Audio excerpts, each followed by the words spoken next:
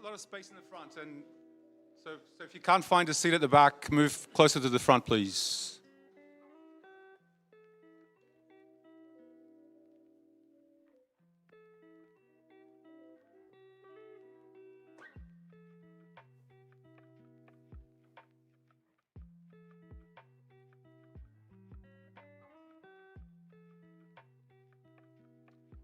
Okay, so welcome everyone to this special afternoon session. I hope everyone's having a good experience so far.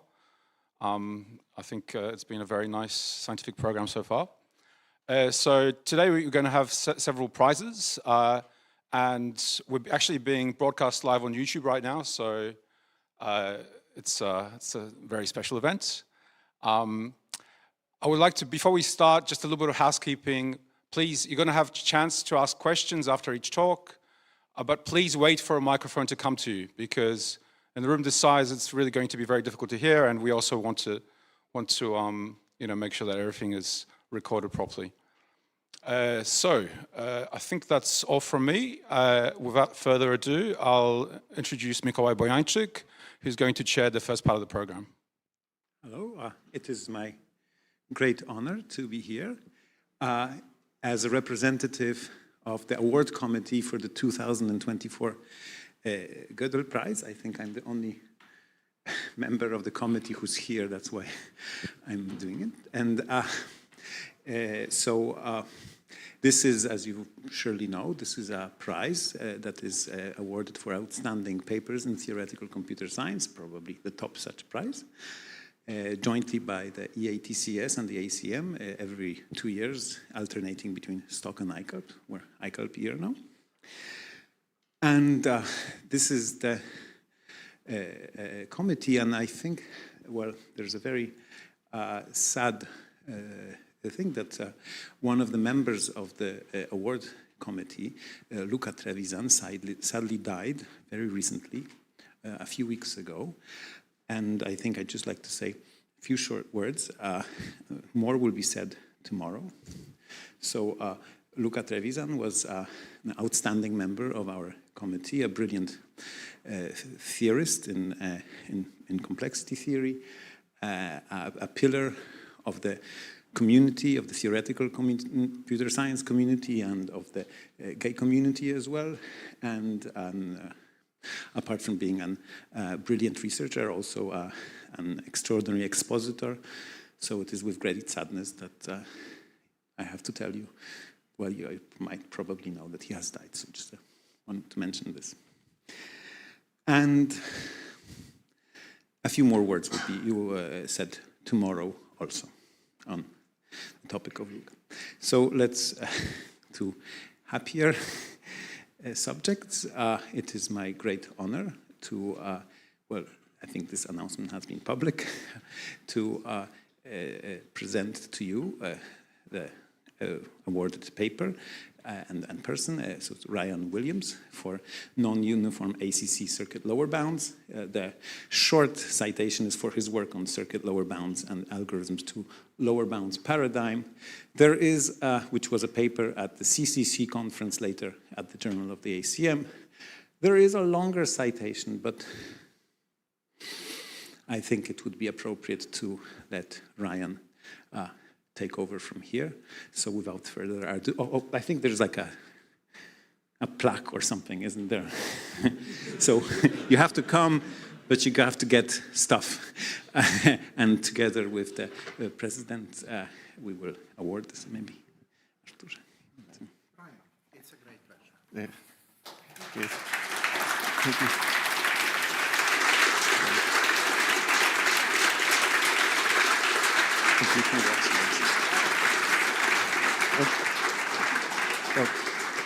Thank you so much. Okay.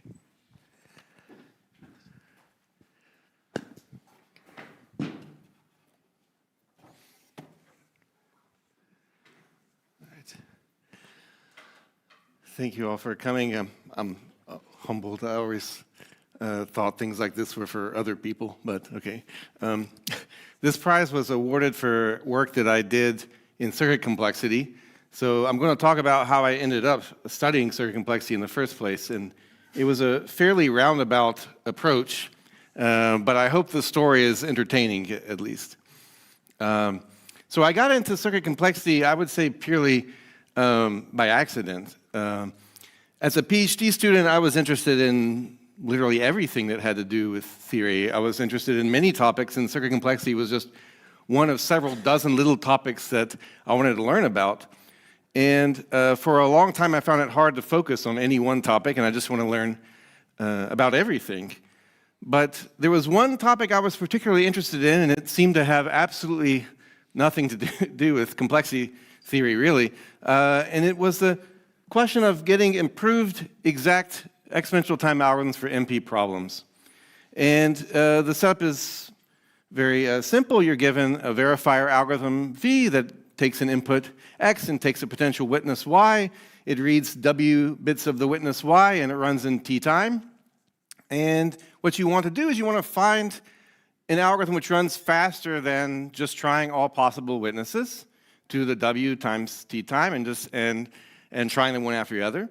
And it behaves like you want. Like given any input X, it either finds a witness or concludes there's no witness. Okay? So the question is, there's an obvious algorithm, this exponential time algorithm of trying all the possible witnesses, and is it the best possible or not? I mean, it's such a simple question. It's obviously related to P versus NP. P versus NP is asking whether there's a polynomial time algorithm. So I was just enthralled with the idea of like, well, when can you beat this obvious algorithm? Okay, and this is a beautiful area with many interesting results. Here's just a few that could fit on one slide. So, for example, in an n-node graph, TSP doesn't require n factorial all possible permutations of the cities. You can do it in about 2 to the n time. This was known in the 60s. For the subset sum problem where you're given n items or n numbers, you want to know whether they're a subset that sums to 0. It doesn't take trying all possible subsets of 2 to the n. You can do it in about a square root of 2 to the n, 2 to the n over 2. Okay, and that's been known since the 70s.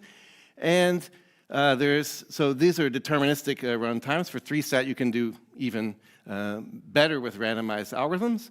And there are some running times where it's surprisingly small, like for max independent set on degree 3 graphs, you can get 1.09 to the n for n-node graphs.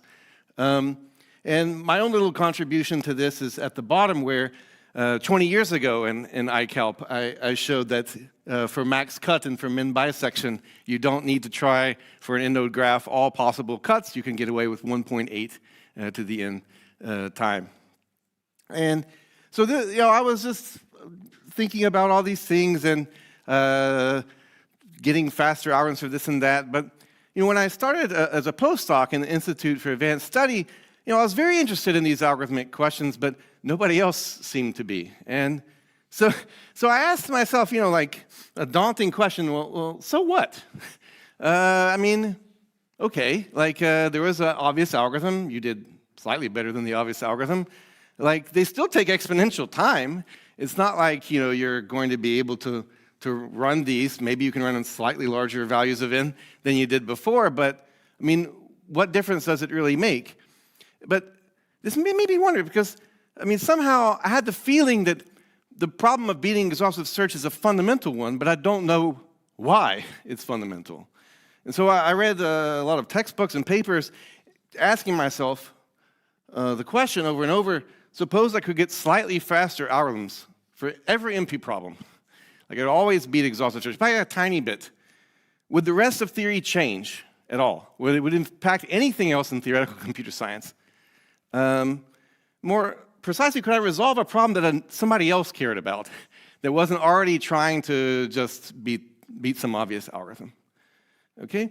And so I was able to do that, and that's sort of what this talk is about. It turned out to have consequences in circuit complexity. So let me describe a particular type of NP problem that's useful for circuit complexity.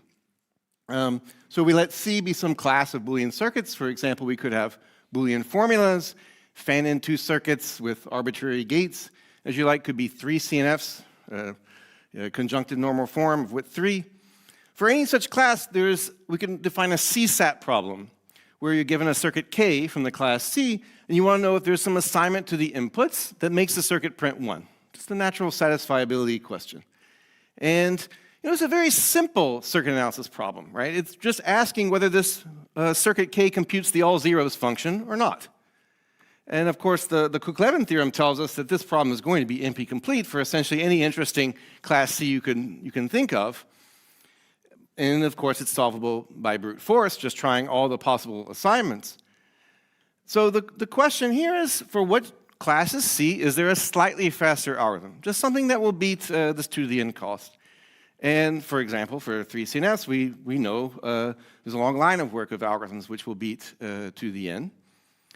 But maybe more provocatively, the question I was asking was, okay, for those circuit classes C, are there any consequences for how efficiently the circuit class C can compute functions? Like, suppose you manage to solve the CSAT problem faster.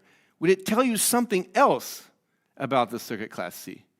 Could it tell you something else? And so why? And so this is what I uncovered from sort of looking at all these old theorems in complexity theory and elsewhere, trying to say, okay, if you can solve every NP problem slightly faster, what happens to this theorem? So that's how I stumbled upon this thing. So let me just briefly review circuit complexity in a nutshell. It'll be brief and high level, but hopefully it will be enough for the purpose of this talk. So the usual algorithm model of computation, we have a fixed algorithm, right? And it takes in arbitrarily long inputs and solves, let's say, a decision problem. So it's computing some function from arbitrary bit strings to a bit, yes or no. And in the circuit model, where we have some fixed circuit, it takes in inputs of a fixed length. So it's always computing some function from n bits to a bit for some number of n, whatever the number of inputs is. And to compute decision problems, like of the left-hand side, with circuits, we define a circuit family. We say for every single input length n, we have a circuit C sub n that's going to be run on inputs of length n. Okay? So we have a C sub 100 that will be run on all inputs of length 100 and give us the answer we want, C sub 1,000, and so on. All right? So this circuit family can be viewed as a program with an infinite length description. Now, only finitely many bits are ever being accessed for any particular input. You look up, C sub n, which is finitely many bits, and then simulate it. Nevertheless, it is an infinite length description in a crucial way.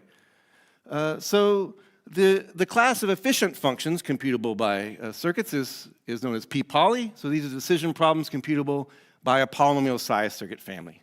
So if there exists a C, so that for every n, the size of the n circuits at most C times n to the C. All right? So we think of each circuit as being small relative to its number of inputs. However, we get a separate circuit for every single input length.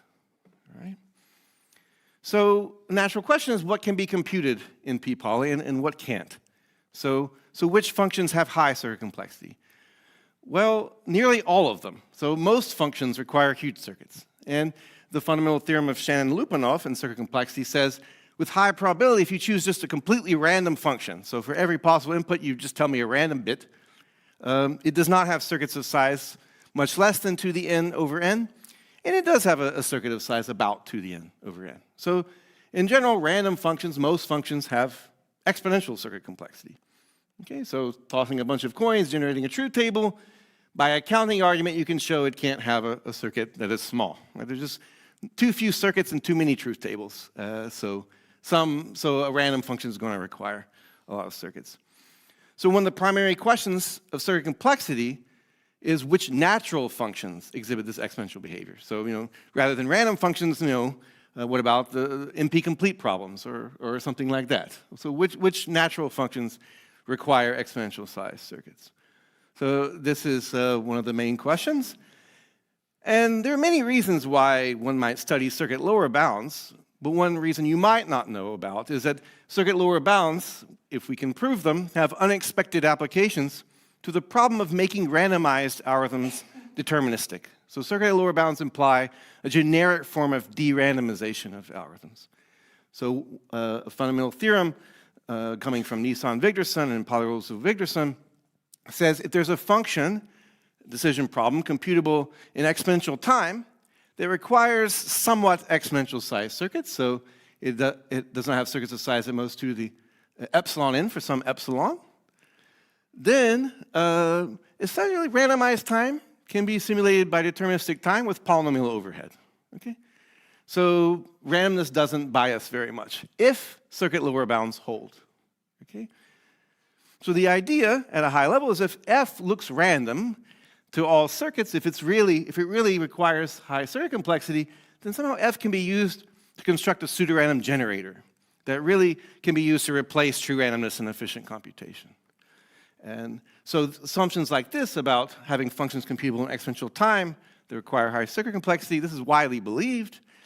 And this sort of de-randomization consequence is another motivation to prove circuit lower bounds. There are many others. I just wanted to tell you one of them in the talk here. Okay. So let me say a few more words about how algorithms compare with circuits. If we have a T of n time algorithm on inputs of length n, we can always get a circuit family of about that size, poly and T of n size. That holds even if I have a randomized algorithm, and this is often known as BPP as in p-poly in complexity notation. But circuit families can be very subtle. There are circuit families where every circuit, the nth circuit has size about n, and yet there's no algorithm whatsoever. Okay, so there are some undecidable problems that lie in p-poly, and this is partially what makes circuit complexity so difficult to understand. Like the usual techniques of computability theory just don't work because there's an infinite link description afoot. If you think about like the implications of that. Another thing which is important for the rest of the talk is it's open whether exponential time functions can be computed with polynomial size circuit families. And this is very strange that it's open. So it's like asking, can we compress exponential time computations down to polynomial size circuit families just because I get a separate circuit for each input length? The algorithm here is finite, but maybe if I get an infinite length description, somehow I can magically compress from exponential to polynomials. And no one believes this is true. So, I mean, as far as I know, so X in p-poly is open. Even if I had a non-deterministic exponential time algorithm, I don't know whether it's in p-poly or not. But we made some progress, and that's what this talk is about. But yeah, it's just a strange question, but it has to do with this infinite computation model. And it's still possible that maybe NX is in p-poly. Until we prove it, we don't really know for sure. Okay. And I mean, on top of that, we conjecture that NP is not in p-poly, which would immediately imply P is different from NP. Nevertheless, we are stuck with these exponential time classes. Okay. But we did make some progress, and so that's what I'm going to tell you about. Okay. So how can we use algorithms for analyzing circuits, like circuit set algorithms, in order to prove circuit complexity lower bounds? So some clues were provided many years ago in the original paper of Karp and Lipton, which defined complexity classes with advice. So in this paper, they show, suppose there are extremely efficient circuit analysis algorithms. Then there are problems in exponential time that actually require maximum circuit complexity. Okay? So not only is X not in p-poly, but in fact, they require 2 to the n over n circuit complexity. Okay? So the formal theorem is that if P is equal to NP, so circuit sat is in polynomial time, all your NP-complete problems are in polynomial time, then you do get that exponential time will need circuits of exponential size. Okay?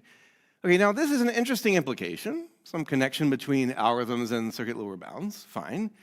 But it's unsatisfying because we don't believe the hypothesis is true, okay? And we believe the consequence is true, right? So this is like saying, if pigs can fly, then pigs can oink, okay? So it's a little useless in that sense. However, I have to say, I've studied this sort of thing really closely. It's like, well, if I could just relax this hypothesis, if I could get away with something, a little weaker than P equals NP, maybe I could prove something. And so, yeah, it turns out you can relax from P equals NP all the way to something like just barely beat exhaustive search, and you will still get circuit lower bounds from it. You won't get this X thing, but you'll get something very interesting and open from it. Okay? So this, in a paper in Stock 2010, I showed how slightly faster circuit set algorithms would imply breakthrough results in circuit complexity. So for example, if I could solve circuit set with n inputs and arbitrary polynomial number of gates, so for all constant k, I get n to the k gates in 2 to the n over n to the 10 times. So here 10 is just a sufficiently large constant. So if I could just slightly beat exhaustive search, by a polynomial amount, this would imply this nx not in p-poly, this long-standing lower bound question. Okay? And a nice property of this argument is that it's quite robust. You could change the algorithmic hypothesis and get out a different circuit lower bound conclusion. As you strengthen and weaken the algorithmic hypothesis, you get a different lower bound out. And there's lots of different parameters. I'm just going to tell you a few of them. For example, if I had formula SAT, maybe you think formulas are more structured, so the SAT problem is easier to solve there. Well, then you'd still prove that NX doesn't have polynomial-sized formula families. NX is not in so-called NC1. This is still a major open problem. So if you have ideas about formula SAT, go for it. But in general, for circuit classes C that had just a few closure properties, I could prove that if you can solve the C-set problem slightly faster than exhaustive search, then NX would not have polynomial-sized C-circuit families, where I get a separate circuit for each input length. An even more striking implication, which still hasn't been fully exploited, is that I don't have to solve the exact SAT problem. I can solve something which is merely a de-randomization question, but deterministically. So there's this gap CSAT problem where I give you a circuit and I promise you it's either unsatisfiable or at least half of its assignments are satisfying assignments. Okay? Well, so if those are the two cases and you need to distinguish between those two cases, then this is easy to distinguish with randomness.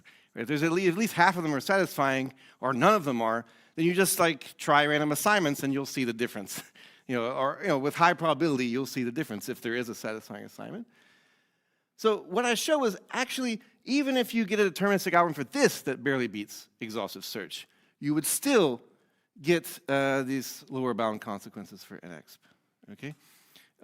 So you don't have to necessarily solve, you don't have to believe necessarily that NP-complete problems can be solved. You have to believe that some de-randomization of some kind is possible. And then you would already get these circuit lower bounds from it. So these are the kind of connections that I proved in Stock 2010, and sort of exploiting this kind of connection between CSAT was able to prove concrete lower bounds. So let me just give a little intuition for why circuit SAT algorithms imply lower bounds, because the idea already maybe seems a little preposterous, like an algorithm implying a lower bound. So I'll give you something, and there'll be more details later, which are actually what happens. This is just intuition, okay? So the idea is that if I have an algorithm for circuit SAT that beats exhaustive search, it's somehow exploiting a weakness in small circuits. So it means that small circuits can't obfuscate the all zeros function as well as a black box could. Okay, so imagine there are two kinds of SAT algorithms, where on the right-hand side, I have my circuit SAT algorithm where if you give me the description of the circuit, I can tell you whether it's satisfiable or not, and that will run faster than 2 to the n time. On the other side, I have a black box, and I promise you there's a circuit inside, and you can feed input strings and you can get the output, right? But if there's just a black box and I can't look inside at all, then this is going to require 2 to the n time. It's going to require 2 to the n time in general if you can only see the input-output behavior of your black box, right? I mean, for every algorithm that you say, okay, it's going to consult this circuit as an oracle and try to solve the SAT problem, I can always cook up a box which looks at what it's going to do, say 0, 0, 0, maybe flip, after making about 2 to the n queries, flip its answer to 1 or 0. So I can always cook up a box that will make the algorithm call the box for 2 to the n times to figure out whether it's satisfiable or not. Okay? But what does this mean? Well, it means that there's somehow a difference between looking at a circuit in its description versus calling it as a black box, if there's a faster SAT algorithm. Okay? So a faster circuit SAT algorithm somehow demonstrates a concrete difference between this sort of white box circuit problem where you get to look inside and inspect it all you want, in a black box problem where you just get inputs and outputs. Okay? So somehow, like, this is some weakness in what circuits can do if you give me the description. Okay? So just some intuition. Your thing went to screensaver. He's counting down the time for me. Thank you. So, yeah, the reaction to this was very interesting. So people told me, wow, well, these results are really cool. So if you can improve over exhaustive search for circuit set, then you can prove circuit complexity lower bounds. Great. Well, since we're never going to prove circuit lower bounds, that means we'll never improve over exhaustive search. That's a nice theorem. Wow, it's a barrier to improving over exhaustive search. This is the reaction I got. I mean, it's the actual. So, yeah, so I found some cool consequences of improving exhaustive search, but no one believed these results could do anything. They just thought they were interesting barrier results. Well, we're not going to prove circuit lower bounds, so you're not going to prove exhaustive search. So, okay, I realized I had to start learning circuit complexity myself.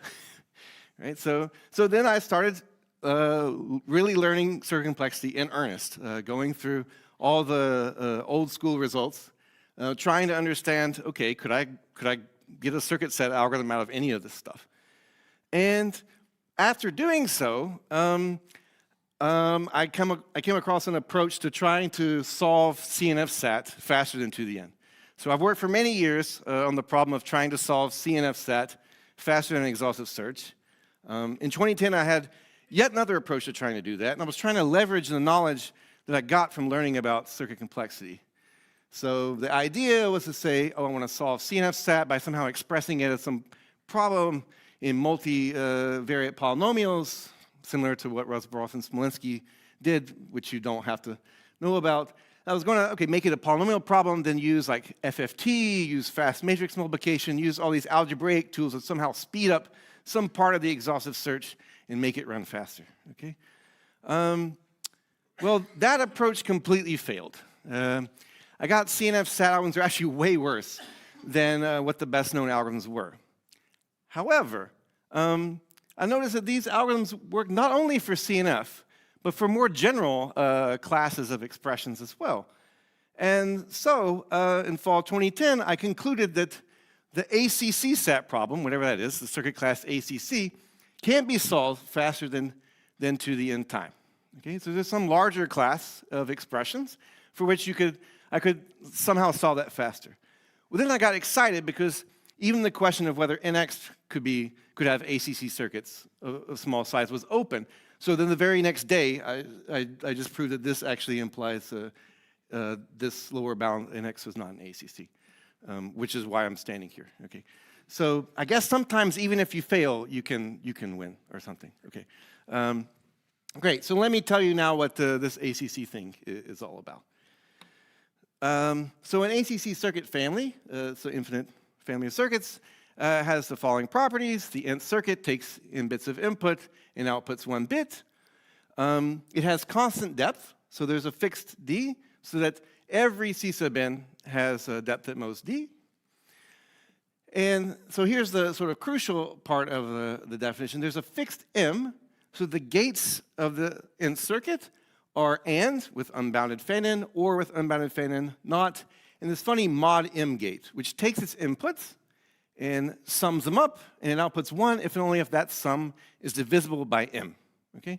So you think of M as like 6. Somehow, 6 is already interesting. So this ACC stands for alternating circuits with counters. So they have like some small little constant size mod counters, and they have constant depth, constantly many layers.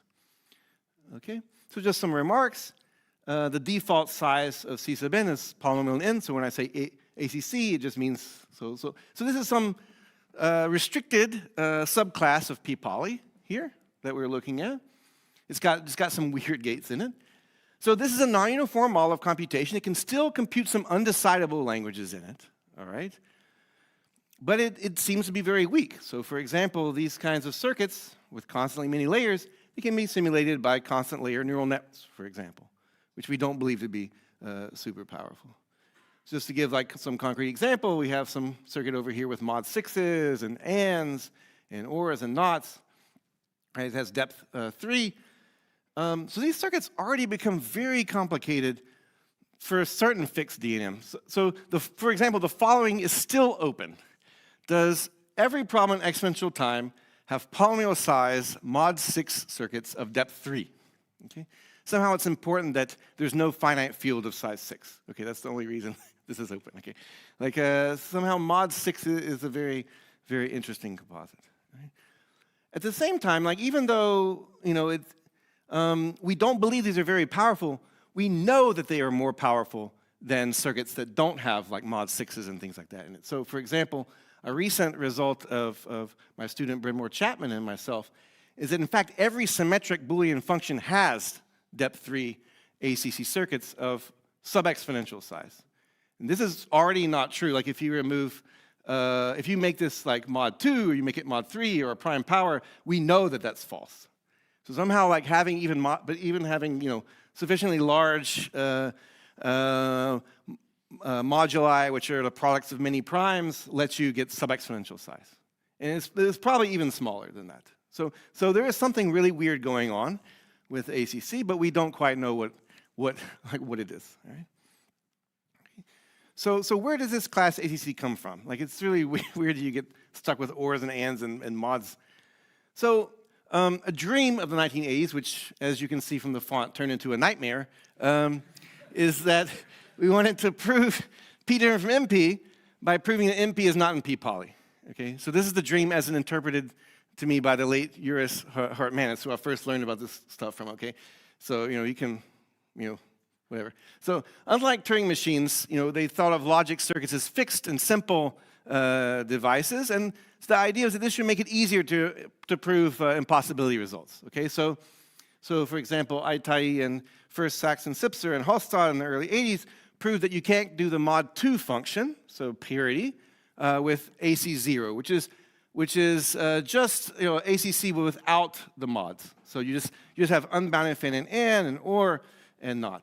Okay, so you can't compute mod 2 with ors and ands. So what happens if I give you the mod 2 function for free? I throw it in the basis. All right, so that's what Rozborov and Smolenski did, and they showed you can't compute mod 3 if I allow you mod 2 and or and ands. All right, and in general for like distinct primes, distinct prime powers, like you can't compute one mod p with like a mod q and so on. All right. So then Barrington in the late 80s suggested ACC is the next natural step, and he conjectured that majority is not an ACC. Okay. Well, some time passed, and that conjecture went unproved. So then people started conjecturing, okay, prove that MP is not an ACC. And some time passed, and that conjecture went unresolved. And at some point in the late 90s, people said, okay, just please prove that NX is not an ACC. And it still took some time, I guess. So I guess the bottom line is that ACC emerged as the smallest complexity class where all known lower bound techniques broke down. And to this day, the only way we know how to prove ACC lower bounds is by going through this like funky circuit sat connection, which I dearly hope that somebody will find a different way. We'll find a different way from what I did. Okay, all right. So what did we prove? So let x to the NP be exponential time with an NP oracle. Let nx be non-deterministic exponential time.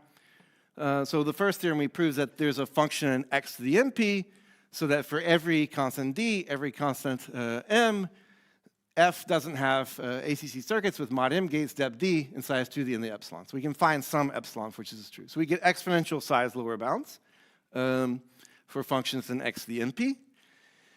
And we also show that there's a function in nx that doesn't have, for which it doesn't have quasi-polynomial size ACC circuits. Okay. So just to compare with what was known, so it was known since the 70s that if you allow exponential time with a sigma 2p oracle, presumably more powerful, you can't get circuits of 2 to the n over n size less than that. And Kanan showed in the 80s that NX with an MP oracle doesn't have quasi-polynomial size circuits. And only recently, in stock, like this year, was it shown that a slight improvement that sigma 2e doesn't have little o of 2 to the n over n size circuits. It requires maximum circuit complexity. So building on that, we even proved lower bounds for quasi-MP. So my student Cody Murray and I show there's a function in quasi-NP, so into the polylog n time, that doesn't have polynomial size ACC circuits. Okay, and it's been extended in many different ways since then. So stronger circuit classes, average case hardness, and so on, which I'll mention at the end. Okay, so let me tell you a bit about how this was proved.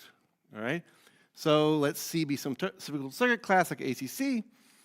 So the first theorem A, was this algorithm designed a lower bounds connection. So if for all constants k, the CSAT problem on polynomial size is into the n over into the k time, then NX doesn't have poly-size C circuits. Okay, so that was like the first theorem, which I sort of knew in this stock paper, but I actually had to work it out to get it to work for ACC. Then the second theorem was just completely unconditional. This unconditional ACC SAT algorithm that I was telling you about that I found. There exists some epsilon, so like based on the M and D, so the ACC SAT onto the n epsilon sizes and to the n minus n of the epsilon time. All right? And so note that this theorem B gives a stronger algorithm than what you actually need. Okay, it's actually stronger than what you need. Right here you only need 2 to the n over n of the k, and here you get 2 to the n divided by 2 to the n of the epsilon. And this was the starting point of a lot of future work where we got this quasi-NP lower bounds and lots of other things. Okay, so I want to tell you more about this algorithm because it's a sort of unconditional result, and I feel like it would be sort of easier to explain, and plus it exploits some particular properties of ACC that I think should be useful in future lower bounds. Okay. So let me talk about this theorem B. So the algorithm for ACC SAT has sort of 2 ingredients to it. Okay, one is a representation of ACC that people knew since the early 90s. They just didn't know what to do with it. Okay, so that's sort of what our contribution was. So here's just some old representation. I'll go through it here very carefully. So if you take an ACC function, so it has some polynomial size ACC circuits. For every n, we can write the nth slice, so the function restricted to n-bit inputs, as a composition of 2 functions, g and h. Okay?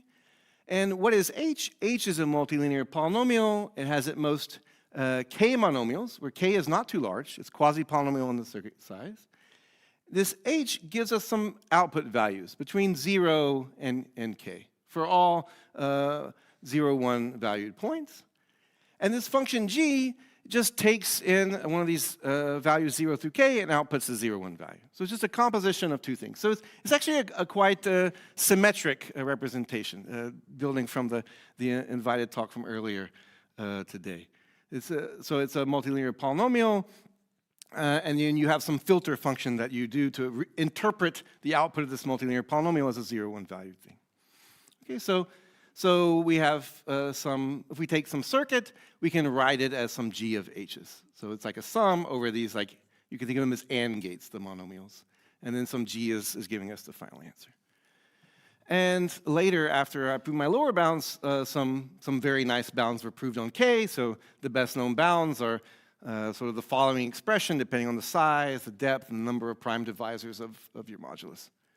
Okay, so this was the first ingredient. It was known for a long time that you could write ACC functions in this way. All right. The second ingredient is something you can. I'm not going to tell you how to prove because I'm confident everyone in this room can figure it out.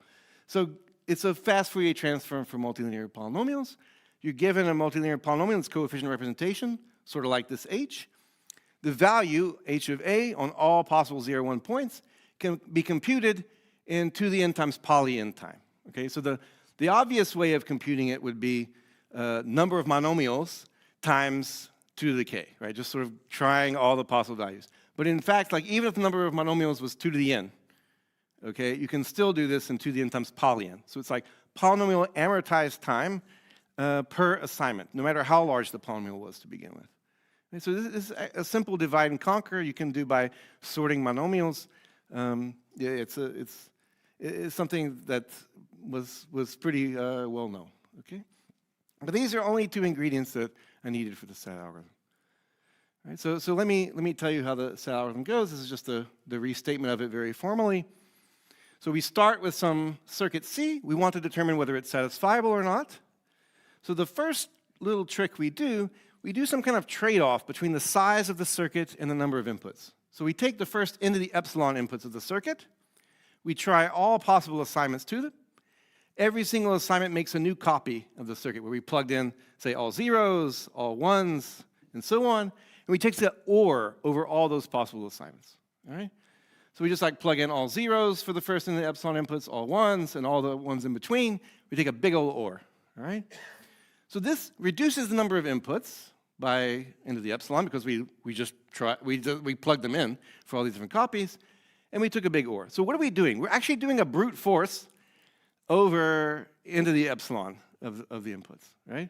We're just trying to see if any of them will lead to a satisfying assignment.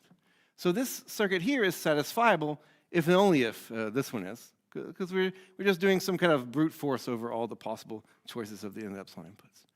Right? So once we've got this kind of circuit, which blew up a little bit in the size, but the number of inputs reduced, then we apply this representation theorem, okay? And we get this G of H's. If we set epsilon tiny enough, then the size of the representation will be sub-exponential in n. It'll be 2 to the n to the order epsilon for some constant epsilon. We set epsilon really small so that this is still less than 2 to the n. Right, so now we've got this G of H's, and the whole thing is only over n minus n of the epsilon inputs, right?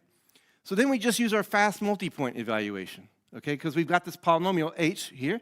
It's only on n minus n of the epsilon variables. We just evaluate it on all possible assignments, okay? We evaluate on all possible assignments, and we could do that in 2 to the number of variables times poly in time, right? Right, so we evaluate this thing on all possible assignments, and we look up in G, if G ever prints 1 on any of the outputs of this polynomial h over all of its possible assignments. Okay, so then we output sat if and only if there exists some assignment to this h so that G of h of a equals 1. Okay, so this is a complete description of modulo this representation theorem I didn't tell you how to do, of how the sat algorithm works. All right? Right, so that's how the sat algorithm worked, and let me say a little bit about how circuit sat yields circuit lower bounds, because this is also a little puzzling to try to understand. So I gave you some weird intuition about it, but let me tell you like a little bit more, okay? So, right, the theorem we want to show is that if CSAT for some circuit class C can be solved slightly faster than exhaustive search, then NX doesn't have polynomial size C circuits. So the real idea, not the intuition, but the real way the proof goes is to go by contradiction, okay? Suppose we assume NX has small circuits and there's a faster SAT algorithm, all right? We want to combine these together to get something that's just contradictory. Like these two algorithmic assumptions are just too good to be true together. So we're actually able to show that assuming these two things, then every problem in non-deterministic time, 2 to the n, can be simulated faster than 2 to the n. And this contradicts the non-deterministic time hierarchy, that there's some function that can be solved in 2 to the n non-deterministic time. It cannot be solved little o 2 to the n time. All right?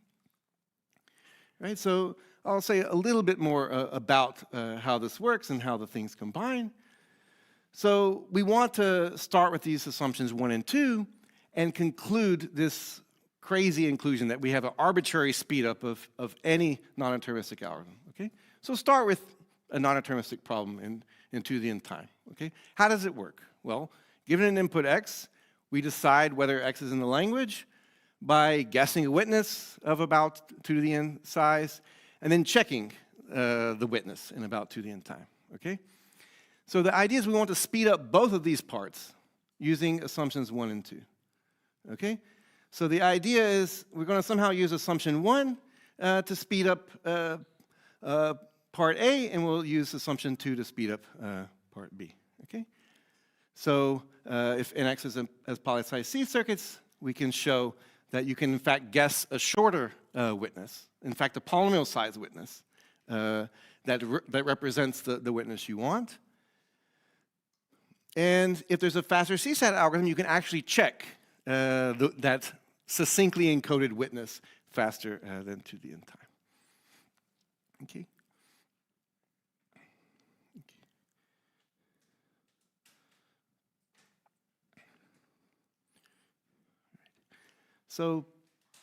So how do we do this checking thing? So assuming NX has poly-size circuits, oops, let me just go back one. All right, I'll show you how to guess a witness that is short. So there's this thing called the easy witness lemma that says if NX has poly-size circuits, then all NX problems have easy witnesses. And roughly speaking, this is just saying that a problem has easy witnesses if for every verifier for the language and every yes instance for the language, there's some polynomial-sized circuit whose truth table encodes a good witness. All right? So intuitively, this is saying if there are small circuits for solving NX problems, then there are small circuits encoding solutions to NX problems as well. Okay? So once you've got that, then you can replace the guessing of the witness of to the n length with just guessing some polynomial-sized circuit that's supposed to encode the witness. So somehow if there's a, for any NX problem, for any verifier for that problem, any yes instance, there is always some succinctly encodable witness. So this is some lemma of Impalizio, Kabinetz, and Victorson that was already known. All right? So this allows us to get a succinct guess and replace the to the n witness with some polynomial-sized guess. Okay? And the second part is we want to check this witness. And I can only sort of describe this to you at a high level. So assuming NX has polynomial-sized circuits, we have easy witnesses for every verifier. What we do is we choose some verifier, some very nice NX complete language, so that checking a witness for it actually corresponds to solving the unset problem on a small polynomial-sized circuit. So I don't have time to tell you much more details than that, but the idea is that these two assumptions together you can use to get an arbitrary speedup of non-deterministic time. Okay, so given some fast enough algorithm for circuit set, you can speed up the checking and speed up the guessing. Okay, all right. This is just one more slide of like the proof sketch and how the things go together. Okay. So since this result, there have been many extensions and follow-ups on the work. So I mentioned before, like these quasi-MP lower bounds, but in fact, we know that quasi-MP doesn't have ACC circuits with a layer of linear threshold gates at the bottom of polynomial size. So linear threshold gates are where you can take in the inputs, compute some arbitrary linear combination of them, and output one if and only if that linear combination is like positive, let's say, okay, or negative. Then it would output 0. So improving the lower bounds to multiple layers of thresholds is an open frontier. So even getting depth 2 threshold circuit lower bounds is still open. Okay. So the best thing we know is that e to the NP doesn't have ACCs of threshold of thresholds, so ACC of threshold of subquadratic size. And this uses some probabilistic polynomials for threshold that we developed for this purpose. Other work has given better size depth trade-off lower bounds for NX versus ACC, trying to nail down what is the best lower bounds we can get. People have shown connections between learning algorithms in circuit lower bounds, quantum algorithms in circuit lower bounds, building on these ideas. People have shown, so my students, Alicia Chin and Josh Allman, showed that in fact you can construct these so-called rigid matrices in P to the NP. So rigid matrices are matrices that are far in Hamming distance from any low-rank matrix. These are useful for certain kinds of applications to proving lower bounds and linear transformations and whatnot. These results have been extended to average case lower bounds, so you can show that there are these functions that can even be approximately computed slightly better than just random chance by ACC circuits and so on. I extended these results to show MP doesn't have polynomial size depth to neural networks with various activation functions. People showed almost everywhere lower bounds, so lower bounds that hold for almost every input length. People have used these ideas to get new circuit analysis algorithms for ACC, so a lot of work in so-called meta-complexity, what it's called now meta-complexity, builds on some of these ideas. And quite recently, Rahul Santanam has proposed an algorithmic method for trying to separate P from MP and P from P space. And who knows if this will get off the ground, but this sort of idea of trying to find some algorithmic problem that would imply a lower bound like P different from P space is very exciting. And just another note that this polynomial method that was applied in the ACC SAT algorithm also found a whole bunch of applications, which I guess are in the citations. I want to conclude with some open problems. So one obvious open problem is to try to replace this quasi-NP with smaller complexity classes, like just NP itself. Or could we prove that NP is not in polynomial size ACC? I presume that in order to do this, we will have to exploit this sort of symmetric representation of ACC much more thoroughly than we were able to in the past. Another obvious open problem is to replace ACC with stronger circuits like depth 2 threshold circuits. We have a threshold of thresholds. The current strongest is something like a majority of a sum of ACC of a threshold. And there's also like sharp set algorithms in connection between that, so counting number of satisfying assignments. I didn't even get into all that. There's lots of different connections between SAT algorithms and lower bounds beyond that. But here's like one concrete open problem.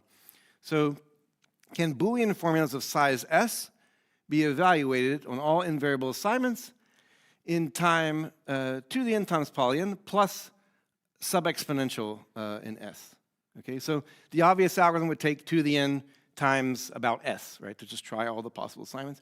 And I want to know whether you can sort of decouple the dependence on the size from the number of possible assignments. If this were true, then we would already be proving like very strong formula size lower bounds. Okay, so this is just sort of one example open problem that comes out of this work. Another open problem, simplify the proof. So I black boxed so many things for you here. Like, yeah, these proofs can get very complicated, unfortunately. And in general, yeah, I want to encourage more connections between like algorithms and lower bounds. Like when can an algorithm imply a lower bound? When can a lower bound imply an algorithm? These are counterintuitive and fascinating. So that's all. Thank you.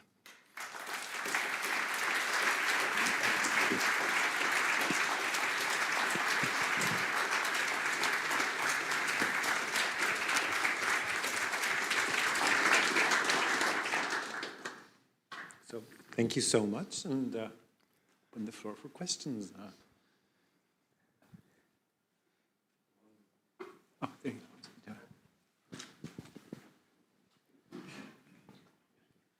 Thank you, Ryan, for a fascinating walk around this area. Coming back to your list of open questions, where do you see ETH fitting in? Because the fact that this amazing result that you showed that for a circuit SAT, you could actually improve it a little bit. It sort of makes one believe that perhaps ETH, same thing can happen with ETH. And for that matter, do you actually believe ETH is true or not? So ETH is the hypothesis that you can't get like 1.00000001 to the n for 3 SAT for like all possible strings of zeros. I'm not sure about ETH. I mean, that seems like it could be true. It could not be true. I mean, the strong ETH, which is this question of whether CNF SAT can be solved in 1.9999 to the n for some finite number of nines. Like this I don't quite believe, and it's been very productive for me to not believe it, as you can see. So I'm going to keep not believing it. Yeah. I don't know.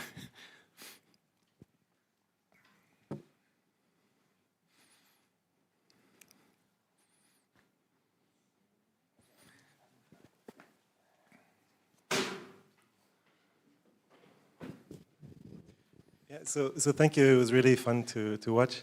I had a question. I'm not sure if it was also related to one of the bullet points, but about the circuit value problem. Yes. And which is complete for polynomial time. Yes. And whether there's any consequences of getting faster algorithms for the circuit value problem. Oh, like in what model do you have in mind?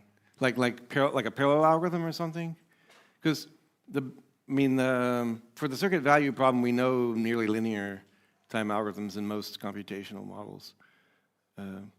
Right. So I guess maybe not a faster, but something with like lower space.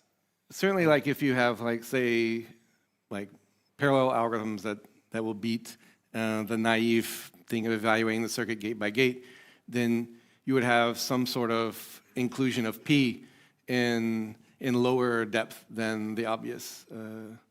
Like you have some parallel speed up of generic time.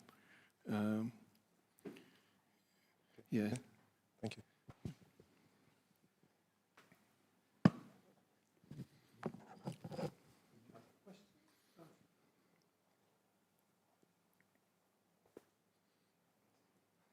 So in that case, let's thank and congratulate him.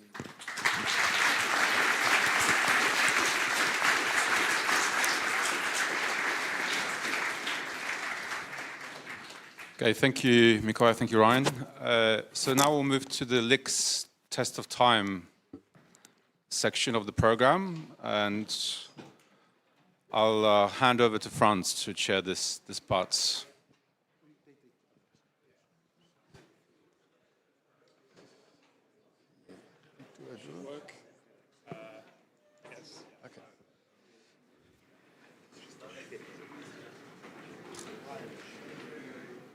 Okay, so the LICS Test of Time Award is given for papers 20 years ago. So the LICS 20 years ago was actually in Turku, just across the Baltic Sea from here, so not very far away.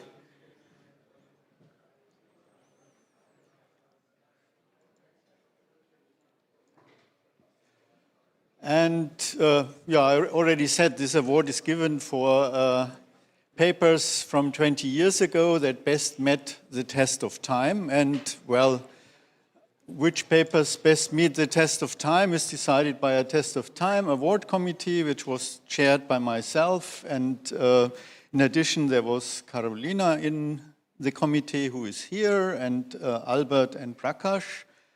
And yeah, we decided to give the award to two papers. Now, you probably have seen this already in the proceedings. So the winners are, on the one hand, Samson Abramsky and Bob Koch for a paper, A Categorical Semantics of Quantum Protocols. So maybe let me show the other winner as well, and then we hand over the certificates. So the second winner is a paper, Transition Invariance, by Andreas Podelsky and Andrei Rybalchenkov. And so I had on the slide the first two sentences of our citation, but since you can definitely read much faster than I can speak, I didn't really want to read this for you. But so now the winners should come. So I can hand over the award.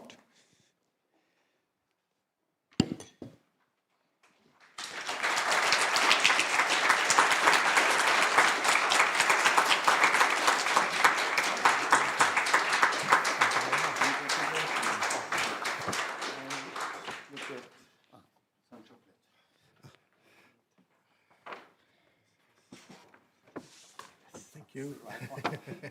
Cheers. Thank you. Cheers. I guess we should take a picture. Oh. Okay. Yeah. Thank you. Now, the next ones. So, Andreas.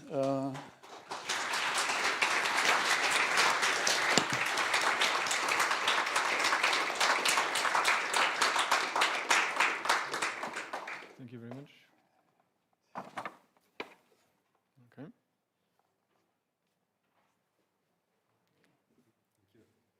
So, das ist auch so aufhalten, ne?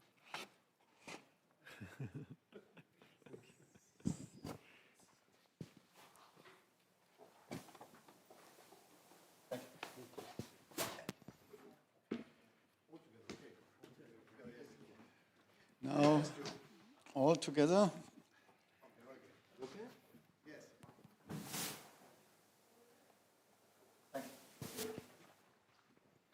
Okay, and then we start with the first talk. Okay. And it's supposed to be 10 minutes, I think.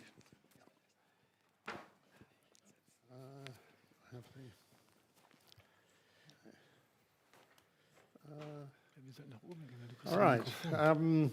Well, thanks very much. Very much appreciate receiving this award. The paper that's recognized started what we nowadays call categorical quantum mechanics. The title of the paper emphasized the fact that we wanted to show that you could do something significant and interesting with the formalism that we were introducing.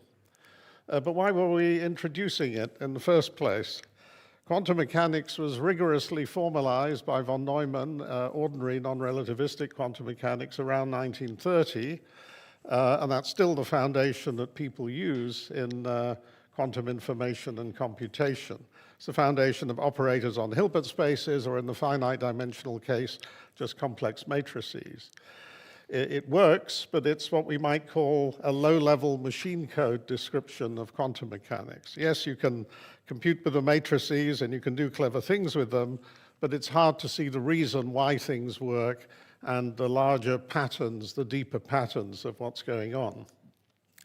So our big question that we were trying to address is, can we find a high-level compositional form of axiomatization of quantum mechanics which would allow abstract ideas to be introduced and expose these deeper patterns, and in particular using the tools and insights developed in the logic and semantics of computation, the LICS community, broadly speaking.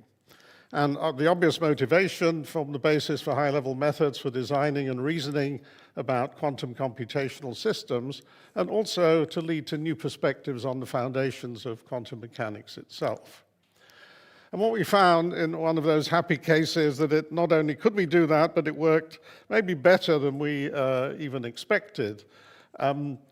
Behind this kind of inscrutable wall facade of matrices and numbers and what we might call brute fact mathematics, we find a beautiful structure which can articulate vivid geometric ideas of information flow in a powerful diagrammatic form.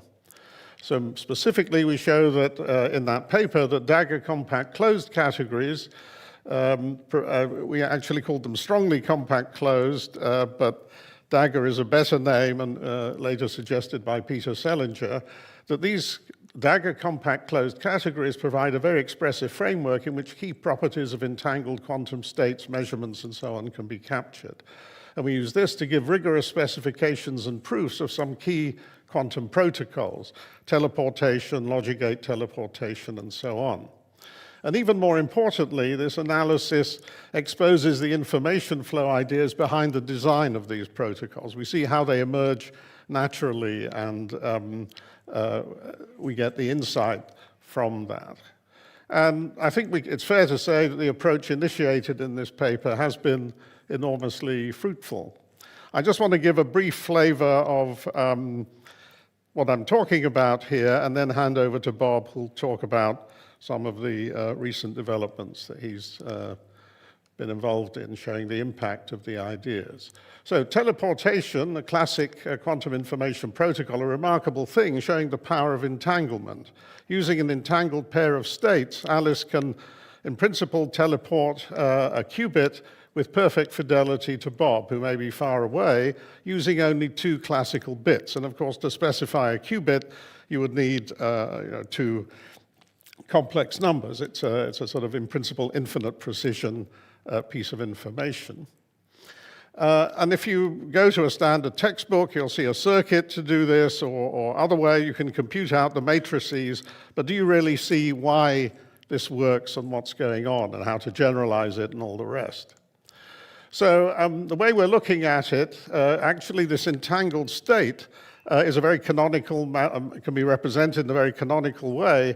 It gives us a structure which is known as compact closure, whose basic algebraic laws are these 2 sort of geometric simplification laws, where you take a cup and a cap and you sort of pull the line out and you get the identity. And these come up in innumerable mathematical contexts. The triangle triangular laws of adjunctions and in knot theory and many other places, but they also directly correspond to entanglement and give us an algebraic handle on it. And now we can give the essence of teleportation diagrammatically like this. The way we design the measurement is by composing an appropriate unitary beta I for the ith branch of the measurement with a dual of the cup, the cap. Remember, the cup is an entangled state. So what we see here is Alice's part of the system. And now if you pull that beta I box down, you get an instance of this compact closed system, which you can simplify to the identity, and you've now just left with beta I. So now we see what the unitary correction has to be. It has to be the inverse of I, which can then be used to cancel, and we've got the identity. So we've teleported the qubit from Alice to Bob. Okay, so with that hint, I'll now hand over to Bob. Okay, hello, you hear me? Yeah, that's good. Next one. Okay, so here you see Samson and I when we were much younger. Me in a previous life, Samson when he was still a naughty boy. So we go 15 years later, and then there is this book with Alex Kissinger. So this book is something which we've been teaching at Oxford University for now almost 10 years. So that's quantum computing, quantum foundations, all in these diagrammatic terms only. We also say how you derive the Hilbert space formalism from it. It's all in this book. But this has now been 10 years an established course at Oxford based on this new development of quantum formalism. So it's full-blown. Everything is in there, what you need in a quantum computing course. 5 years later, okay, new book. Why do you write a new book? You have to look to the back for that. It looks a bit different, you see this, quantum in pictures. So on the back, hello there, want to learn some quantum? Maybe you think you don't know enough maths. Well, that's not a problem. The picture in this book are a new kind of maths that will teach you all about the quantum world.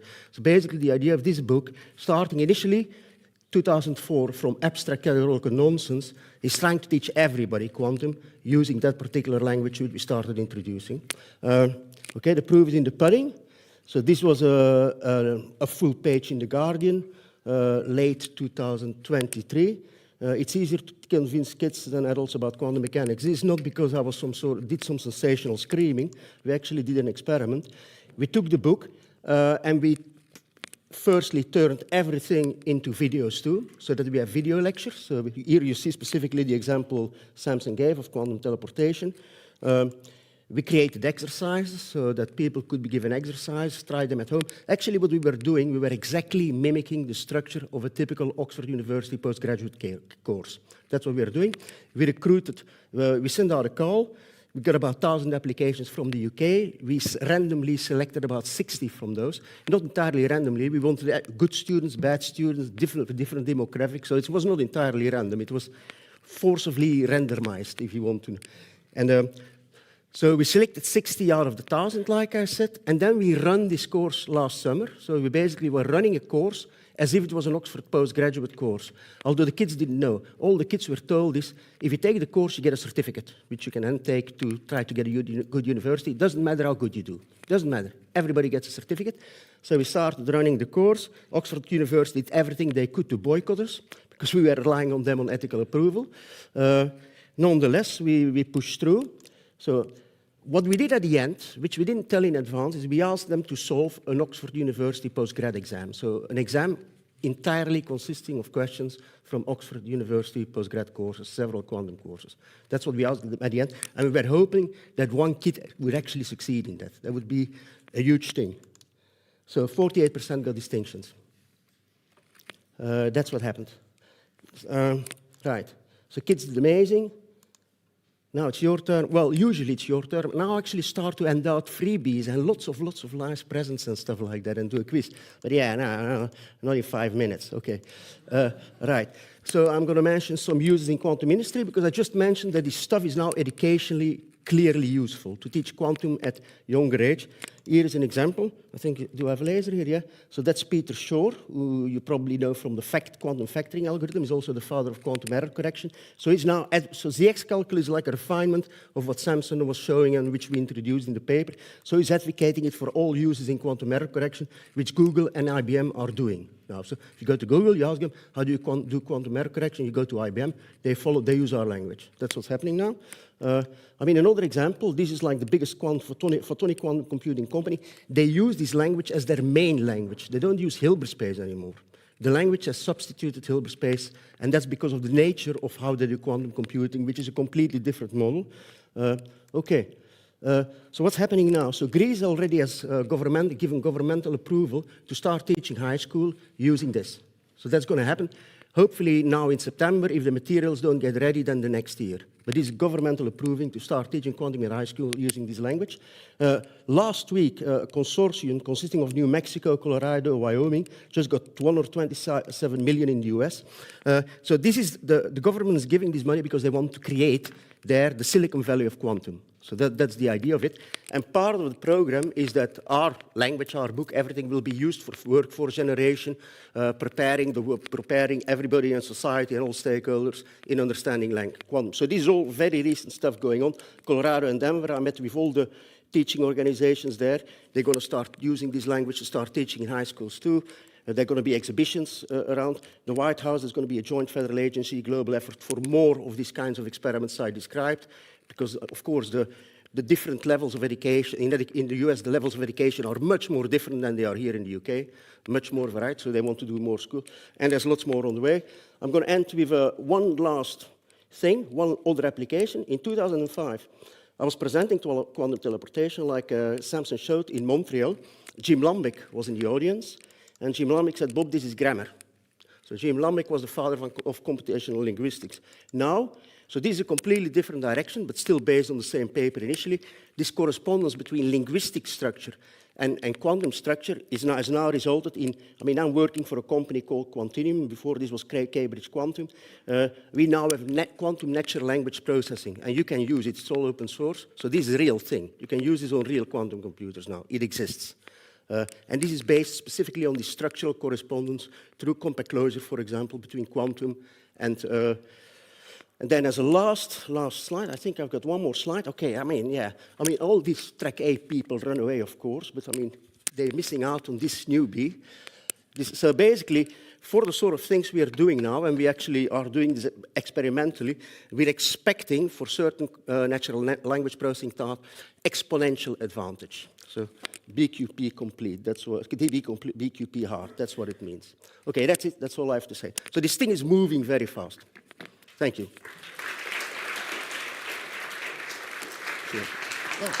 Thank you. Maybe we have one or two questions, or there's one here. Hey, thanks for your talk. Double question. How old were the children and how well did the adults do? We didn't compare to the adults. We do know that the averages they got, or the average scores, were higher than a postgrad Oxford University typical course. What we do know is that the 15-year-old did better than the 18-year-old. So the younger ones did better. And I got an explanation for that, but no time. Okay, they have less to unlearn. They have less to unlearn. Thank you.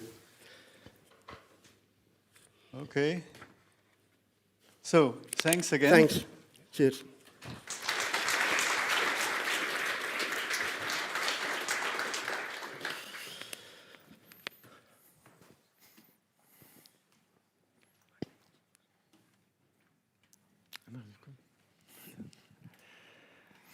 So, Andre and I, we prepared a few slides to explain transition invariance.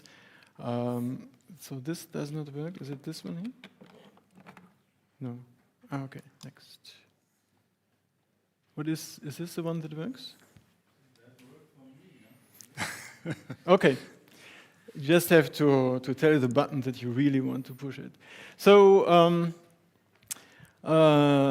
before I start, I wanted to say that Andre just told me in confidence that he's quite nervous, and so am I. We are not used to this kind of presentation.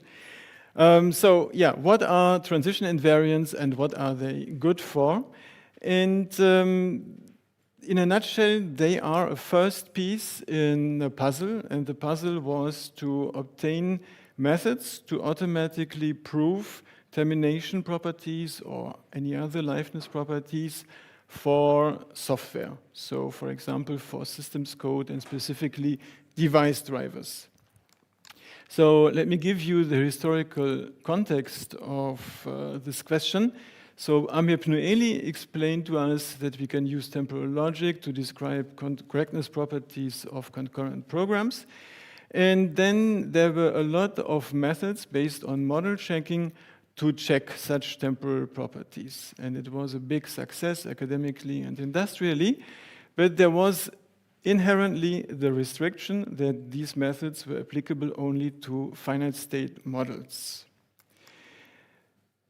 So the question was, how can we extend this to software? And one approach is to abstract the software to a finite state system and then apply the finite state model checking methods to the finite state systems. This also worked very well. So this kind of approach ran under the domination of software model checking methods. And again, there is a but. So this only works for safety properties. And this is again an inherent restriction, and this lies in the way that we abstract a program to a finite state system. So what can we do when we want to check termination or any other liveness properties? And so this is where transition invariants come in. So we take a set of well-founded relations, we consider their union. So we know that the union of the well-founded relation is not again a well-founded relation. And so it would not be of any use if we take the transition relation R of the program and show that R is contained in this union. However, for some magical reasons, it is sufficient to show that the transitive closure of the transition relation of the program is contained in this union. And so the well-foundedness of the transition relation of the program is equivalent to the termination of the program. And so why is this useful? So first of all, to check the inclusion, we can again abstraction-based methods, so pretty much the same methods that we applied to check safety for programs, and this is what we applied to the big program. And then to come up with these well-founded relations, we check piece by piece parts of the program, and we come up with a termination proof for a smaller program. Okay, and this is how we arrive at an approach to check automatically termination and liveness proofs for software and particular systems code and device drivers. And so by putting these two things together, the safety proofs for the big program and the termination proofs for the small programs. Okay, this is it. Thank you very much.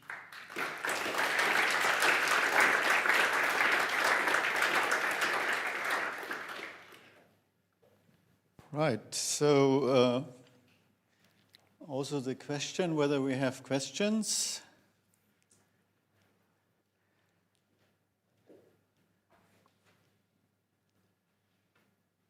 So I've in the proof of your result, I've found it fascinating that you used Ramsey's theorem. Can you say something why you need Ramsey's theorem? Please. So, come. So that was teaching But you in should class. come into the... Okay. So think about the infinite universe with many, many planets. And so imagine space travel is possible. So you have this shuttle operator. So between every pair of planets, so there's a shuttle line. So you can take the space shuttle. And imagine sort of somehow the society organized itself that there's only finitely many shuttle operator companies. And each of the shuttles belongs to one of the companies. So you have the infinite universe. There is a connectivity between each pair of planets. So there's an infinite graph fully connected. and finite coloring on it. And the cool thing is, in this universe, you don't know which ticket to buy, but there exists a shuttle company, so if you buy a ticket for that company, actually you can travel forever on an infinite journey. So that's essentially infinite version of the Ramsey theorem. And sort of you can imagine that sort of these infinities sort of help you track sort of paths through the program, and sort of the finite number of colors has something to do with those disjunction of TIs. So that's essentially the idea. So read the paper. Okay, thanks.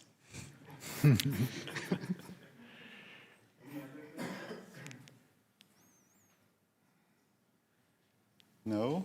Then we are done with the LICS Test of Time Award. So the people that had papers now at LICS wait 20 years, and then maybe you are the one that wins. Thank you. Let's go. Okay, Ugo. So now I'm going to invite Ugo Dalago, who is one of the PC chairs for LICS this year. Yeah, so it's my pleasure to have the opportunity to unveil maybe there is a slide, right? There are some slides. Do you have some slides about the, yeah. So to unveil the recipient of the CLINI Award, which is an award we give every year to the best student paper at LICS as judged by the program committee. And so this year, there were relatively many student papers, but the PC decided more or less, with great majority that there was one which was kind of standing over the others and which solved an open problem, which was well known in the community, and the paper is called Relevant as is Undecidable, and the author is Søren Brink Knudstorp, which should be in the audience. Please, let's congratulate Søren.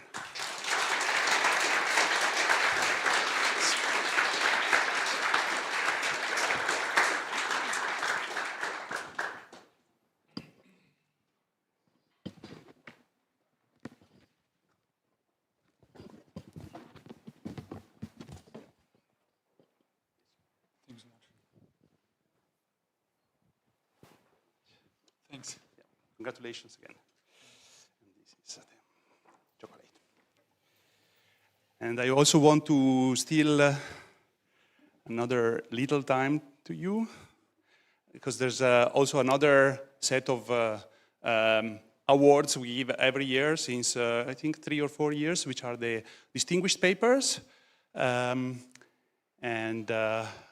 We selected 7 of them this year.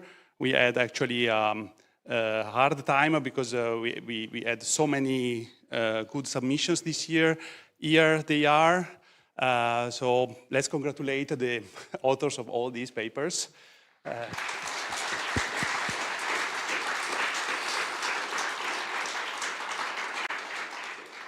Okay, thank you very much. Thank you, Ugo. So last but not least, I invite on the stage Joël Wakning, who's going to chair the final part of the program tonight.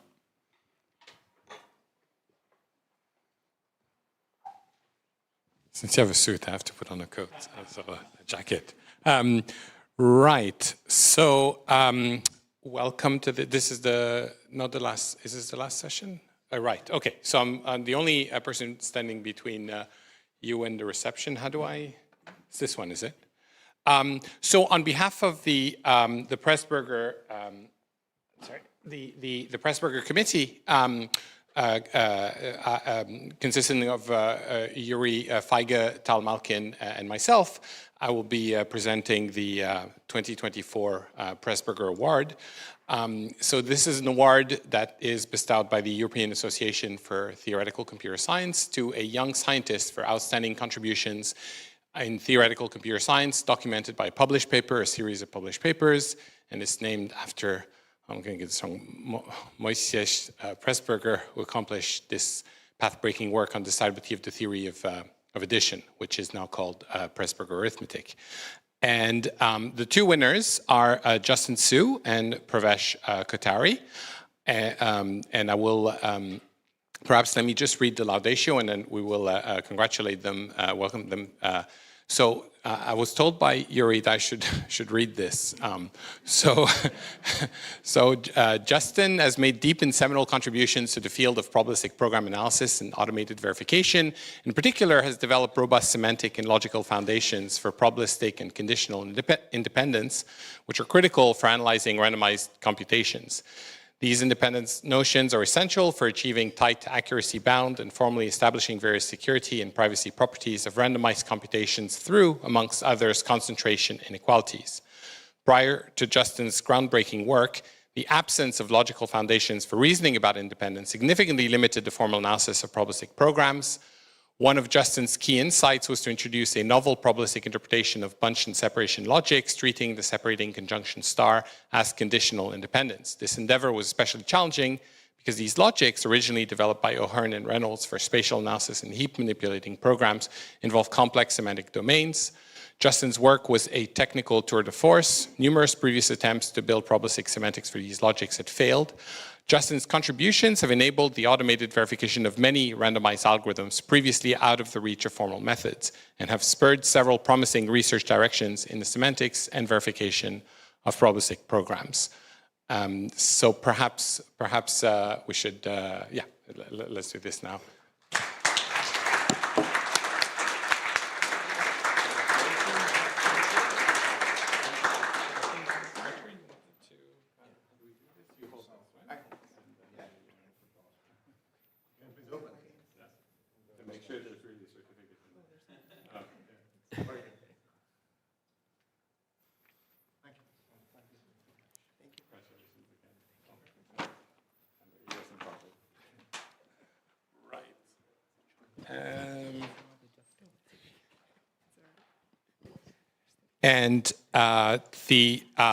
So I should say that the Pressburger Award is given to either a single or historically it's also been given sometimes to two people. This is the first time it's been given to two people whose work is not sort of common work. They work in different areas, but the committee was essentially, we had incredibly strong applicants. I mean, really, really strong applicants, and there was a lot of discussion as to who was deserving of this award. And in the end, we decided that these two awardees were equally worthy, and so we awarded to two people. The second person is Pravesh Kothari. So Pravesh is a leader in the design of algorithms for handling random and semi-random input instances. In his work, he developed insightful proof techniques that are of interest beyond their initial intended use. Pravesh, together with different sets of co-authors, has many outstanding contributions. He designed algorithms based on the sum of squares hierarchy for handling random and semi-random inputs of constraint satisfaction problems, graph problems, and problems in learning and robust statistics, solving several known open problems in these areas. This was complemented by establishing pseudo-calibration as a technique for proving nearly tight lower bounds for algorithms in the SOS hierarchy. He developed techniques for using and analyzing Kikuchi matrices in the context of refutation algorithms for semi-random input instances. Surprising outcome of this work is a proof that a previously open conjecture in combinatorics is indeed true, the so-called Moore bound for hypergraphs. More recently, he used these techniques to improve the known lower bounds on a block length of locally decodable codes and to dramatically improve the lower bounds for linear locally correctable codes. Overall, the work of Pravesh exemplifies how the best kind of research is done in theoretical computer science, developing new and powerful techniques that lead to breakthroughs in his main research area and successfully applying these techniques to achieve breakthroughs in additional areas, thus forming new connections between different research areas.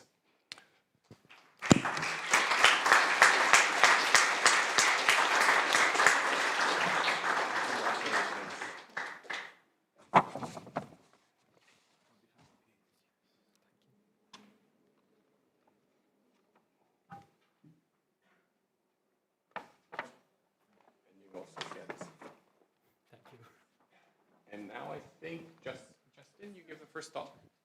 So Justin will now give a talk. I don't know how long. What is the? Well, you have slides prepared, and so I think they will be setting it up. So just put this down.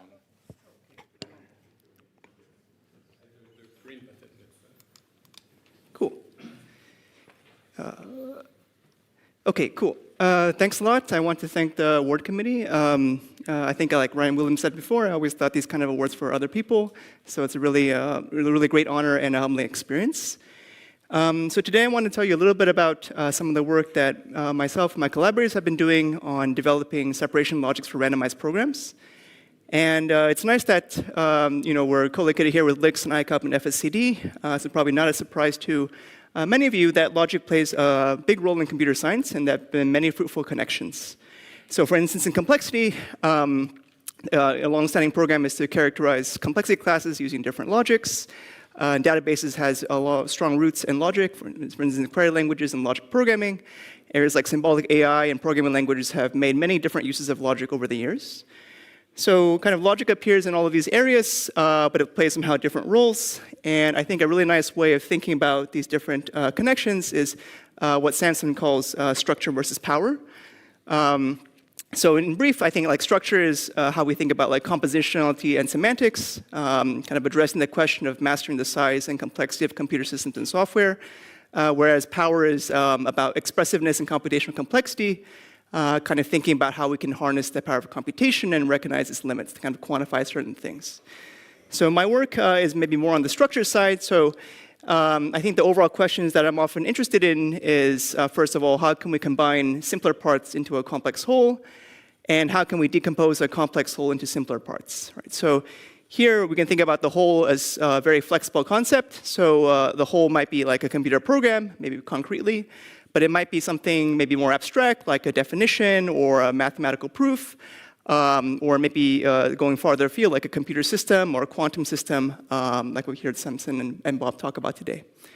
So today I want to talk a little bit about some of the work that I've been doing to kind of apply this perspective to verifying randomized programs in the form of like developing separation logics for randomized programs. So to provide a bit of background, a lot of the work that I'm presenting builds on a long line of work in separation logics, which is really motivated by a simple but very concrete problem, which is that reasoning about pointers in programs is difficult. So the reason for this is that if you imagine you have two different pointers, say x and y, and you update a pointer x, you may accidentally invalidate facts about any other pointer y in your program. Right? This is because x and y might be actually pointing to the same memory location. So even though they look like completely different pointers, maybe they actually refer to the same thing. So this is a long-standing difficulty in formal analysis and program verification. Indeed, already in the 1970s, Tony Hoare had mentioned this issue that in an indirect assignment through a pointer, just as a machine code can update any store location whatsoever, and the damage is no longer confined to the variable explicitly named as the target of the assignment. So for a long time, there weren't very many good methods to kind of verify programs in the presence of pointers with aliasing. But around the year 2000, late 1990s, two strands of work came together that constituted a big advance in our ability to reason about these programs. So the first strand of work is called separation logic, developed by a bunch of people, including Peter O'Hearn, Ashtiak, Reynolds, and Yang. And the main idea is that our program assertions should be able to use a new kind of separating conjunction, it's like a new kind of and, that enforces that the two assertions talk about disjoint pieces of memory.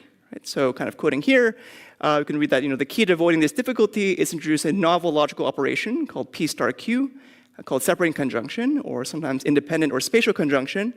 And this asserts that P and Q hold for kind of disjoint portions of the addressable storage. So this is a really kind of groundbreaking idea at the point. And I just wanted to mention briefly that even in this kind of snippet here, there was already a sense that separation, even though the original motivation was for talking about memory and stores, that there was a notion of independence or maybe spatial disjointness that might be useful in other contexts. So the second strand of work I want to kind of focus on is the work on bunch implications, again by O'Hearn, Pim, and Yang around the same time. This logic is also called BI. It's a substructural logic, meaning that some of the usual logical rules do not hold. Right? So for example, assertion P does not in general imply P star P, because a piece of memory is generally not disjoint from itself. The second ingredient in BI, which proves to be very useful in our work, is that it has a very flexible semantics based on resources. So assertions can talk about many different kinds of separation-like properties, not just separation of heaps or memories. And a lot of these ideas trace back to early work on relevant logics and modal logics. So I just want to briefly mention that this idea kicked off a ton of research and has been very impactful both in theory and practice. Even today, at many leading conferences, will be a lot of research, active research on separation logics. Concurrent separation logic is a significant extension to reason about concurrent programs. This won the Gödel Prize in 2016. Recently, the IRIS framework is a logic and theorem-proving framework for programs in more full-feature real languages. Won the Church Award last year. And this forms the basis of many industrial tools for program analysis. So what I want to talk about today is a little bit about our work on extending these ideas to verify randomized programs. The main idea is simple to describe, which is that probabilistic independence is a natural notion of separation when we think about randomized programs. And there are many kind of similarities between independence, probabilistic independence, and kind of heap separation. Right? So, for instance, a random variable x is in general not independent from itself, unless it happens to be deterministic.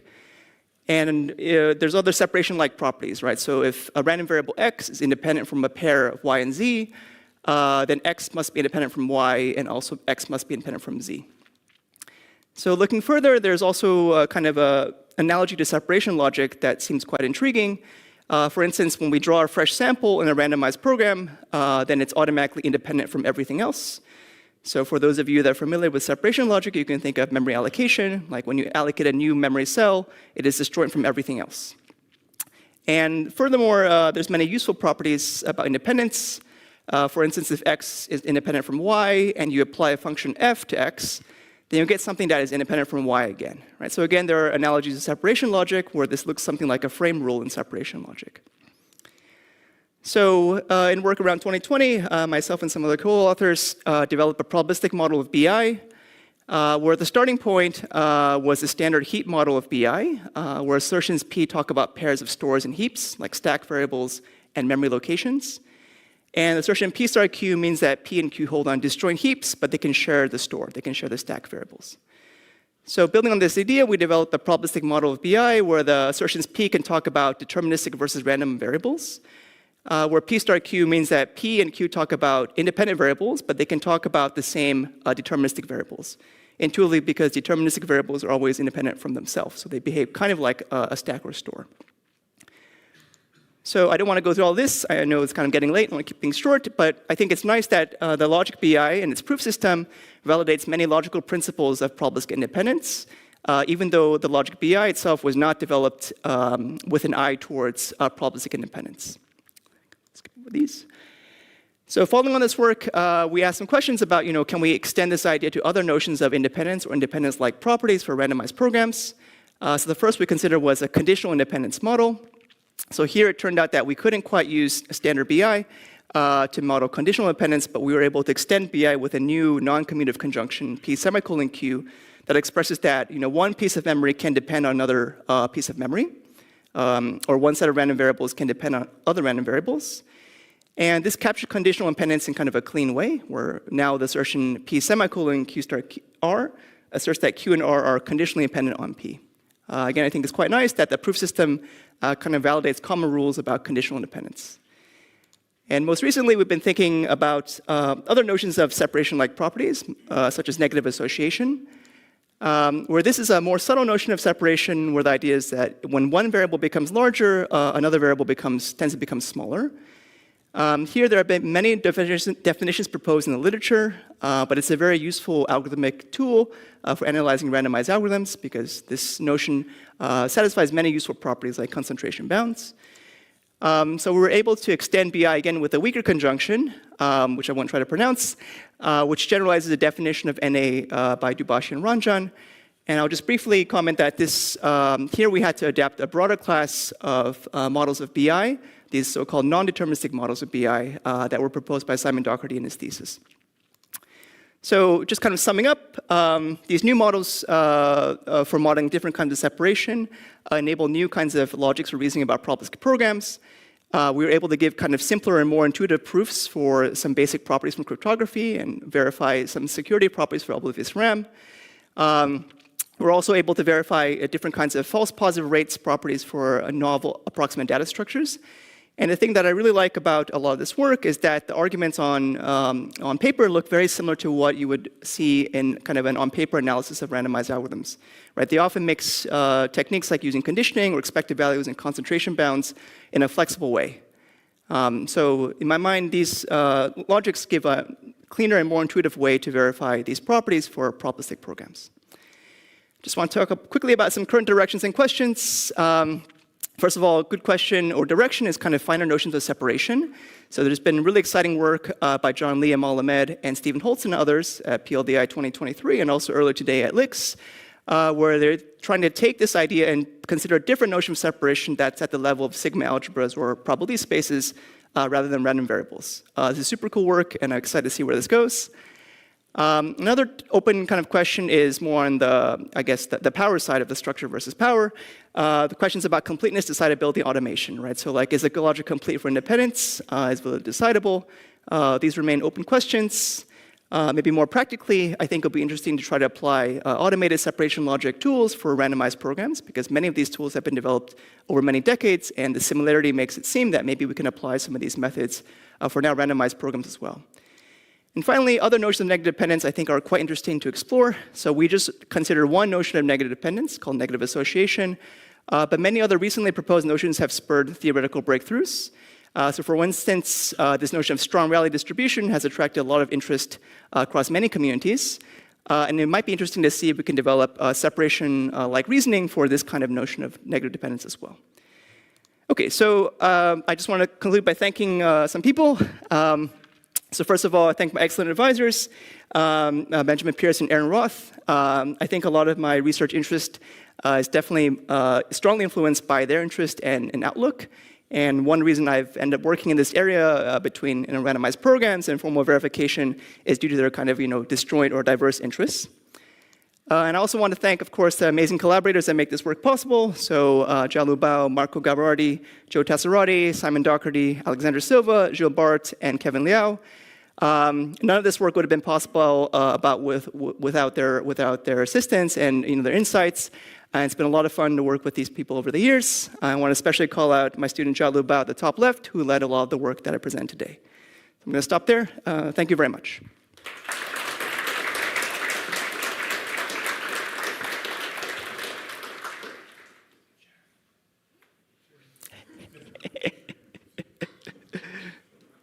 They're making it work.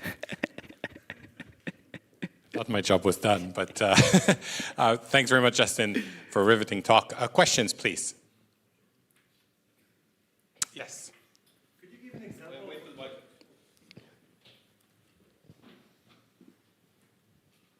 Could you give an example of when you were talked about the negative associations and using that to prove some properties of randomized algorithms?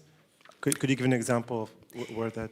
Yeah, so I can give a very quick example. I don't want to give too long of an answer. So the idea that these negatively associated random variables satisfy concentration properties, so they tend to be close to their mean when we sum them up. And one place where these negatively associated variables show up is in hashing-based status structures, where the data structure uses hashing somehow to assign where to store elements, like a Bloom filter. A lot of the false positive rates involve reasoning about concentration of these variables, but one obstacle is that they are not truly independent, because it kind of depends, they're just not dependent. Maybe I'll leave it at that. So these reasoning about negative dependence can help kind of give tighter bounds on how close these counts are to their mean. Yes.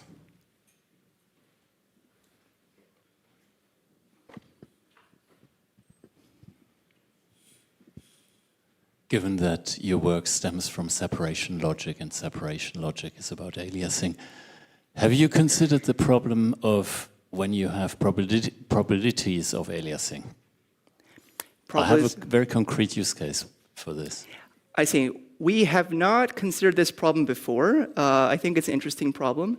I think there are works that are also in this kind of space that think about probabilistic programs that also talk about memories and heaps, right? So there's work by U.S. Peter Katouin and Benny Kaminsky and others on quantitative separation logic, where I think you don't talk about aliasing, but you combine these two flavors. So far in the work that I'm presenting here, there's kind of no notion of heap or aliasing. The similarity is purely at a formal or logical level. Yeah. So in processes, in modern processes, you have aliasing predictors. You won't be able to read anything about it because it's generally kept secret. But the way they're structured is, the probability that to-memory addresses alias is generally very, very low. That's really interesting. I'm happy to talk more. Yes, there's a question at the back, I think, Rasmus. I guess one question is, like, do you think your notion of conditional independence could translate back to classical separation logic and like heaps, or is it meaningful there? Yeah, it's a really good question. Have not thought about this, but I think it could be interesting to explore. That's a really good question. Okay, do we have one last quick question? No? Then let us thank Justin again.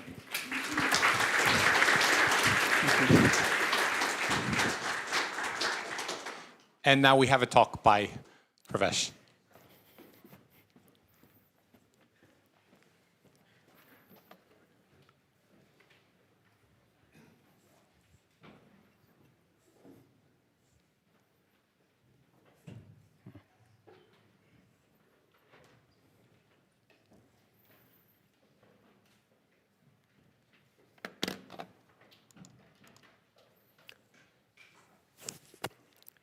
Okay. Yes, yeah, I'm deeply honored to be here at ICALP and to receive this award. And thank you all for staying to the very last session. I'm the only one that stands between you and the dinner. I'll try to keep it short. So I thought I would take this opportunity to tell you a little bit about this area of semi-random optimization. It's a classical set of questions in algorithm design.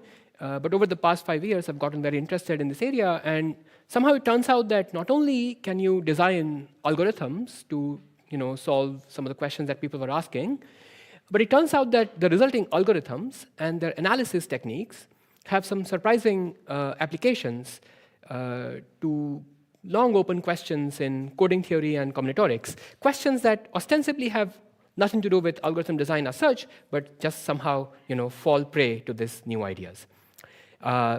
Before beginning, I should point out that everything I'm talking about is joint work with 3 of my students and some collaborators. And the students, of course, did amazing set of works in this. So they get, at the very least, equal, if not more, credit.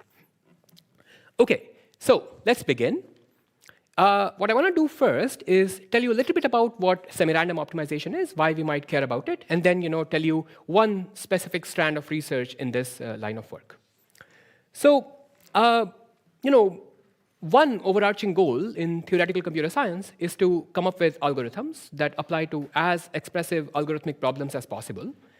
And traditionally, we've approached this question through the lens of worst-case complexity. What that means is that we are interested in algorithms that succeed on each and every possible input. This is great because if we do succeed, then it completely absolves us as algorithm designers of any responsibility of modeling the inputs carefully. No matter where the inputs come from, your algorithm shall work. The downside, of course, is that the incredible generality of this approach is its own enemy.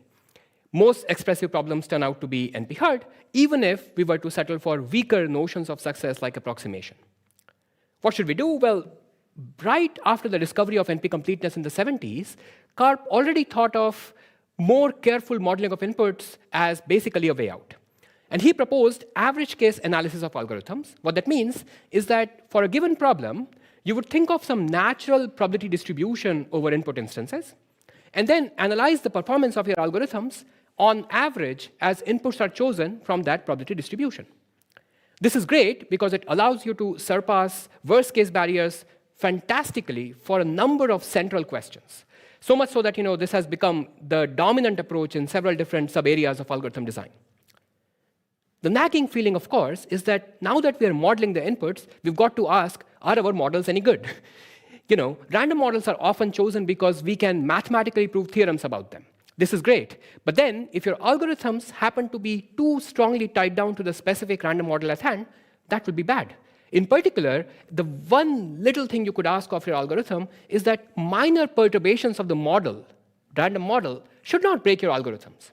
Unfortunately, it turns out that most, if not many ideas in average case design of algorithms turn out to be rather brittle in the sense that minor perturbations of the random model completely break them apart. Whenever there are two extremes, we find ourselves between these kind of rock and a hard place, but also there is a natural solution, the middle ground. And the middle ground is exactly this idea of semi-random optimization, where the philosophy is that we would think of input models which are generated by a combination or a hybrid of worst case and average case or random inputs. A random part would somehow steer us clear of worst case pathological instances, while at the same time, the worst case elements, the adversarial elements, would prevent overfitting to specific quirks of the random model, hopefully giving you more robustness. This idea arose, in the work of some researchers in the 1990s, Blum, Spencer, and then Feige and Killian. And then since then, the area has, led to a number of different algorithms in the semi-random models for various problems like cluttering, cliques, CSPs, and so on. If you're interested in finding out what's going on in this area, I recommend this book due to Tim Roughgarden, where 1 out of 4 parts in the book is dedicated to the study of semi-random models and various contexts they appear in.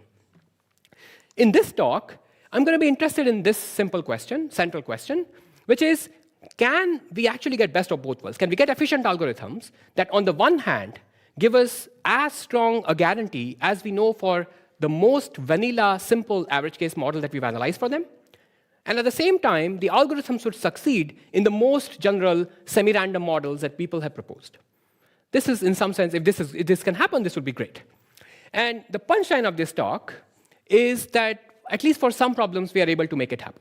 So over the past 5 years or so, for problems like satisfiability or constraint satisfaction, for clique, for problems in statistical estimation, so if you know the problem of learning high-dimensional mixtures of Gaussians, for all such problems, we can now give you algorithms in the most general semi-random models studied for these problems with guarantees that are as good as the best known guarantees for the simplest vanilla average case model studied for the same problem.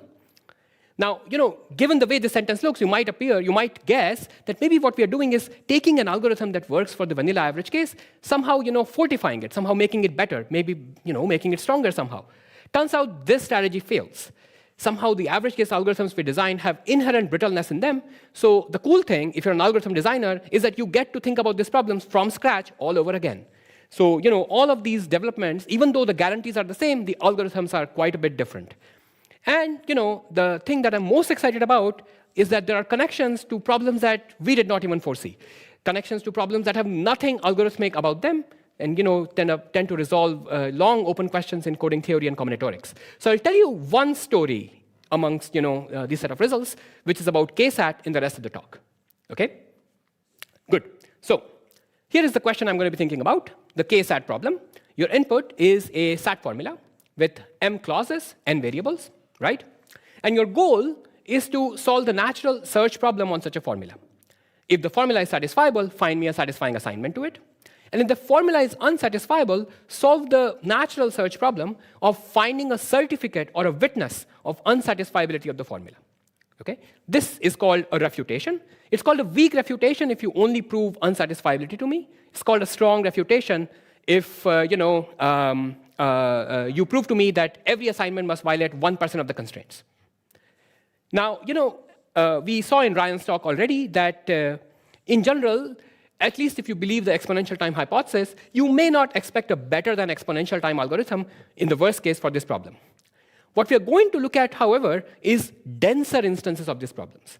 The hardest instances, if we had to guess, would turn out to be sparse. At least those are the ones produced by our reductions. By sparse, I mean that m is order of n. So we're going to look at instances where m, the number of clauses, grows superlinearly in n, and ask, are these problems any easier? What I want to do next is summarize what we know for the worst case version of this problem. For the worst case version of the problem, what I'm going to do is plot the number of clauses on the x-axis, the running time of the best known algorithm on the y-axis, and both these quantities are in the log scale in the sense that I'm writing down the exponent of the number of variables n in writing down both these quantities. So even though denser instances I promised you are potentially supposed to be easier, It turns out that they only get easier once you have basically a constant fraction of all possible constraints. So the number of possible k-sat constraints is basically something like n to the k. And if you have a constant fraction of all of them, then there is a polynomial time algorithm. More generally, there is a sub-exponential time algorithm that non-trivially beats brute force search if you have at least n to the k minus 1 clauses, so factor n short of the maximum. And below that, we know nothing non-trivial in the sense that we know, now, I feel queasy saying this after Ryan's talk, but there is a non-trivial exponential time algorithm that's still, unfortunately, exponential, which is trivial for the purpose of my talk. Okay? So that's that. That's the worst case world. What I want to do next is tell you the story of random k-sat and ask if we can do any better. First of all, what is random k-sat? It's in some sense the simplest random model you can think of the problem. Think of the set of all possible clauses with all possible literal patterns. Choose each one uniformly at random. Okay, so each clause is uniformly at random from the set of all possible 2 to the k times n choose k possible k-sat clauses. Okay, that's it. If I take a formula with m, which is much larger than some constant times n, then such a formula will be unsatisfiable with high probability. In fact, it will be highly unsatisfiable. So the goal we are going to be interested in is, can you find me an efficiently verifiable certificate or witness of unsatisfiability? Good. Okay, so what do we know? Same diagram, okay? Everything looks the same qualitatively, except that the 2 inflection points are shifted leftwards. There is a polynomial time algorithm for random k-sat as soon as you have n to the k over 2 clauses instead of n to the k in the worst case. And there is a sub-exponential time algorithm that starts existing once you have slightly superlinear number of clauses instead of n to the k minus 1 in the worst case. This is great, right? We are beating the worst case out of the park. In fact, there are no known better algorithms than the ones shown on this curve. These are tight, assuming, in some restricted framework of algorithms that I will not quite define for this purpose of the talk.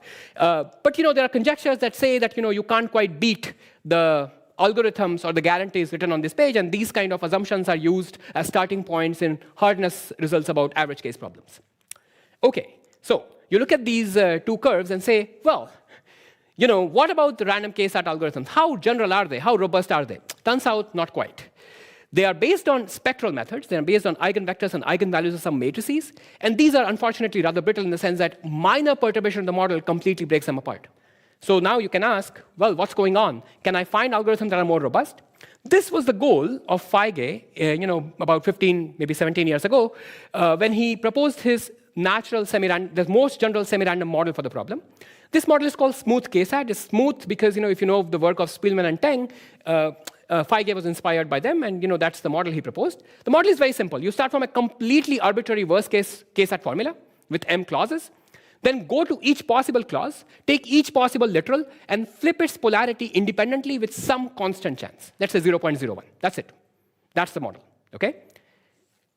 Again, very easy to prove that if m is larger than some constant times n, then the resulting formula is unsatisfiable, highly so, with high probability. So the question we are going to be interested in is, can we find an efficient certificate of unsatisfiability with high probability? Good? Makes sense? Okay, great. Now, notice that in such formulas, the clause structure, the k-tuples that appear in clauses are completely arbitrary. They're worst case. There's no control of them, not random at all. The only randomness in this model is through the random perturbation of literals. Okay, so in that sense, it's in some sense considerably more general than random k-sat formulas. So now I can show you the same curve, density versus running time curve.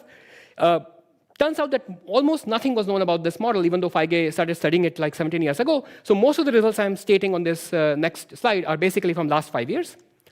What we know is now that we can draw the exact same curve, density versus running time, as we knew for random k-sat. Same 2 inflection points, and the shape of the curve is exactly the same. In fact, it's literally the same curve.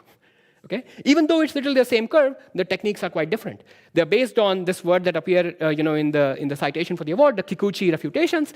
I'm not going to define them for you, but they are like some new class of spectral methods that turn out to be crucial to achieving this result. Just to remind you, this kind of a result was known for random k-sat, what I showed you earlier. And for smooth model, we knew something. We knew that if you work with smooth 3-sat and settle for weak refutation and only ask the question when the density is higher than n to the k over 2, then you can achieve it. But if you wanted strong, if you wanted something to work for at least 4-sat, or if you wanted the yellow part of the curve, nothing was known, and that's what we can do now. Okay? Great. All right. So for the last bit about smooth k-sat, I'm going to tell you something very curious that is true about random k-sat, which is that there is a regime which is strictly below the so-called spectral threshold, where our best-known polynomial time refutation algorithms work, where polynomial size refutations exist. There's a polynomial size string I could furnish to you, and you would be able to use it to convince yourself in polynomial time that the formula is unsatisfiable. We don't, of course, know how to find this polynomial size string in polynomial time. Nevertheless, there is this weird discrepancy between existence of small witnesses versus finding them. And this is like essentially a one-of-a-kind. I don't know any analog of this, so this one-of-a-kind result of Feige, Kim, and Ofek for random 3-sat. And their proof was based on like some quirky property of random 3-uniform hypergraphs. They have some patterns that they can show, and they could argue based on those patterns that such a refutation witness must exist. What we can do is, surprisingly, we can take the analysis of the algorithm for smooth 3-sat and smooth k-sat in general, and get a simpler proof of the same result that not only works now for random k-sat, but also works for smooth k-sat, meaning nothing about the hypergraph clause patterns matters. The same result holds. In other words, one might have guessed that these kind of refutations exist because of some quirkiness of random k-sat model, not so much in the sense that the k-sat, the k-tuple pattern does not play any role at all. The crucial piece that leads to this result is a purely combinatorial statement. It's a conjecture of Feige on something called the hypergraph mode bound, which I'm going to describe to you in 1 minute in the next slide.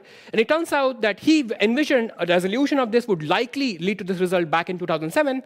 And we can, by analyzing the algorithm for smooth k-sat, prove this purely combinatorial conjecture and get this consequence out. Okay? So very quickly, one slide about this conjecture. I'll start by reading the second bit, and then I'll tell you what the first bit is. Okay? So Feige's conjecture is about short linear dependencies in systems of sparse linear equations mod 2. So if I give you n+1 linear equations in n dimensions, then they are going to be linearly dependent. In fact, the dependency would be of size at most n+1, meaning some n+1 equations would add up to 0. Okay? What this conjecture says is that if I give you many more than n equations, then there must be a short subset of equations that add up to 0, meaning the dependency should be much smaller. It posits a very a quantitative precise trade-off that if you have n to the 1.5 minus delta 3 sparse equations, then there must be an n to the 2 delta size linearly dependent subset. And these parameters are sharp for some very simple reason. Okay? It turns out that this is in fact an analog of a conjecture for 2 sparse linear equations. It's usually stated in the language of graphs, but I'm going to say it in linear equations in order to make things simpler for, so that I don't have to define too much. And the 2 sparse version was a conjecture in 1978 due to Bolobash, and was proven by Alon, Huri, and Daniel, and then simpler proofs were found later. So Feige was asking the version of their question for 3 sparse equations and 4 sparse equations and so on and so forth. What we can do is, and not much was known about this conjecture, before we started thinking about it. And what we can do now is use the ideas from the analysis of the algorithm for smooth k-sat and basically prove this conjecture. So, over time, we've been able to find simpler proofs and then also sharper proofs. So the final version, the latest version, is off by a square root log n factor. That potentially can be removed, but we are stuck there. Okay? So great. So that's the conjecture that plays the major role in getting the polynomial size refutations below the spectral threshold. For the last thing in this talk, I'm going to tell you what this method, this method that somehow relates smooth k-sat and algorithms for it to proving combinatorics theorems and what else we can do with it. This thing is simply a new method that reduces problems in coding theory and combinatorial extremal combinatorics to basically verifying that some smooth-like k-sat formula is unsatisfiable. Okay? And because our algorithms are based on these spectral methods based on Kikuchi matrices, we call it the Kikuchi matrix method. Okay? It doesn't matter what this name means. So here is the 1 minute version of what this method looks like. Usually you're interested in proving something about whether a combinatorial object has some property. Okay? Think abstractly. What we do is associate to this statement that the combinatorial object has a property, a system of satisfiable k-sat formulas. So if the combinatorial object does have this property, the system of k-sat formulas will be satisfiable. Therefore, if I have to prove that there is no such combinatorial object, that the combinatorial object does not satisfy the property, all I have to do is prove that one amongst this family of formulas is unsatisfiable. Which one would it be? Well, it will be a random one. And since it's random, you might think that, well, all I have to do is do some probabilistic analysis, Chernoff bound, union bound, etc., to prove that it's unsatisfiable. There's a snag. Turns out that the number of random bits in choosing this formula, one out of this family of k-sat formulas, is extremely small. It's like, at most n to the epsilon. In fact, in some applications, it's polylog in the number of variables. The point is, you can't hope for a 2 to the minus n tail bound to, union bound over all possible assignments. Nevertheless, the idea is that you can analyze the algorithms for refutation. Even though you don't know how to do random, Chernoff bound and union bound, you can analyze the algorithms we invented for smooth KSAT and show that they succeed even when the number of random bits is very, very small. Turns out this method can now be used to do lots of different questions in combinatorics and coding theory. And and I like to think of it, there are lots of applications, especially in this audience, people are aware of applications of SAT solving. Usually there are applications of practical SAT solvers. Here's a theoretical SAT solver, and we have theoretical applications of theoretical SAT solvers. We have lots of them. I told you one already, but there are lots of questions in coding theory and others that we've been able to make progress on using this method. So these two questions are like, theory of local codes. The last one is actually a theorem in additive number theory, which again we could make progress on based on this method. All right, so that's all I have for you. Remember the punchline? Semi-random optimization is cool because you get to think of algorithms all over again. Often you can match the guarantees of vanilla average case, even though you require more work and interesting new algorithmic ideas. And sometimes you can get lucky and prove entirely surprising new theorems. Okay? If you want to learn more about this, I have a dated monograph now, but still some stuff remains in there which is useful. I have a class, where the videos where I lecture on some of this material, and the latest version of a CSEM article should be out soon, and that has more stuff about this Kikuchi matrix method if you're interested. That's all. Thank you. Thank you for your patience.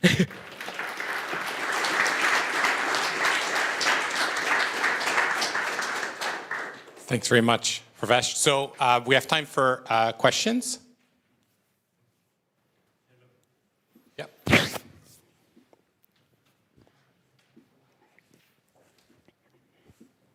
Hello. Okay. So like in the semi-random model, I often also see like the adversary makes the decision after the randomness. Here it was the opposite. So like in this case, would it also be interesting if the adversary can add clauses that would keep it unsatisfiable, or would it be hard, or that makes it only easier? It's a good question.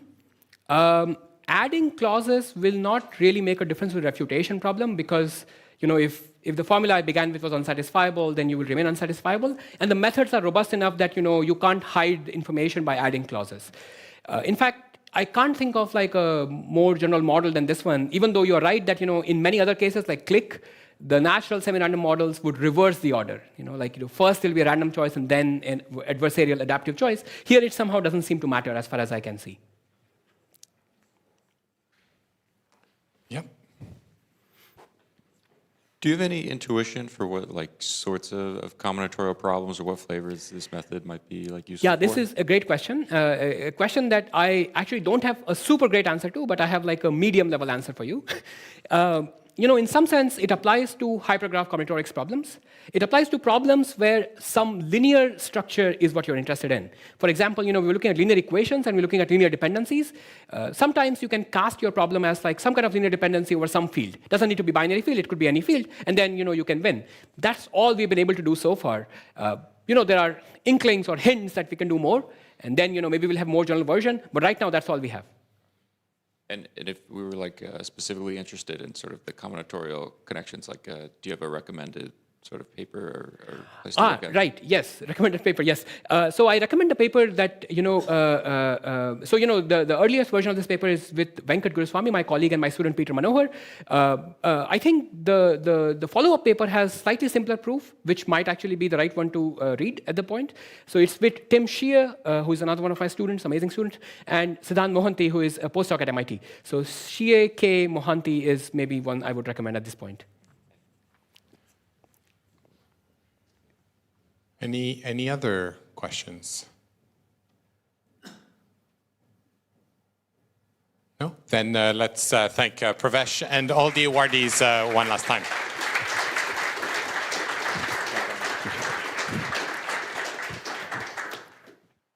Okay, I'm not going to say anything more than I think we've all earned a drink, so please make your way to Kadriorg Palace.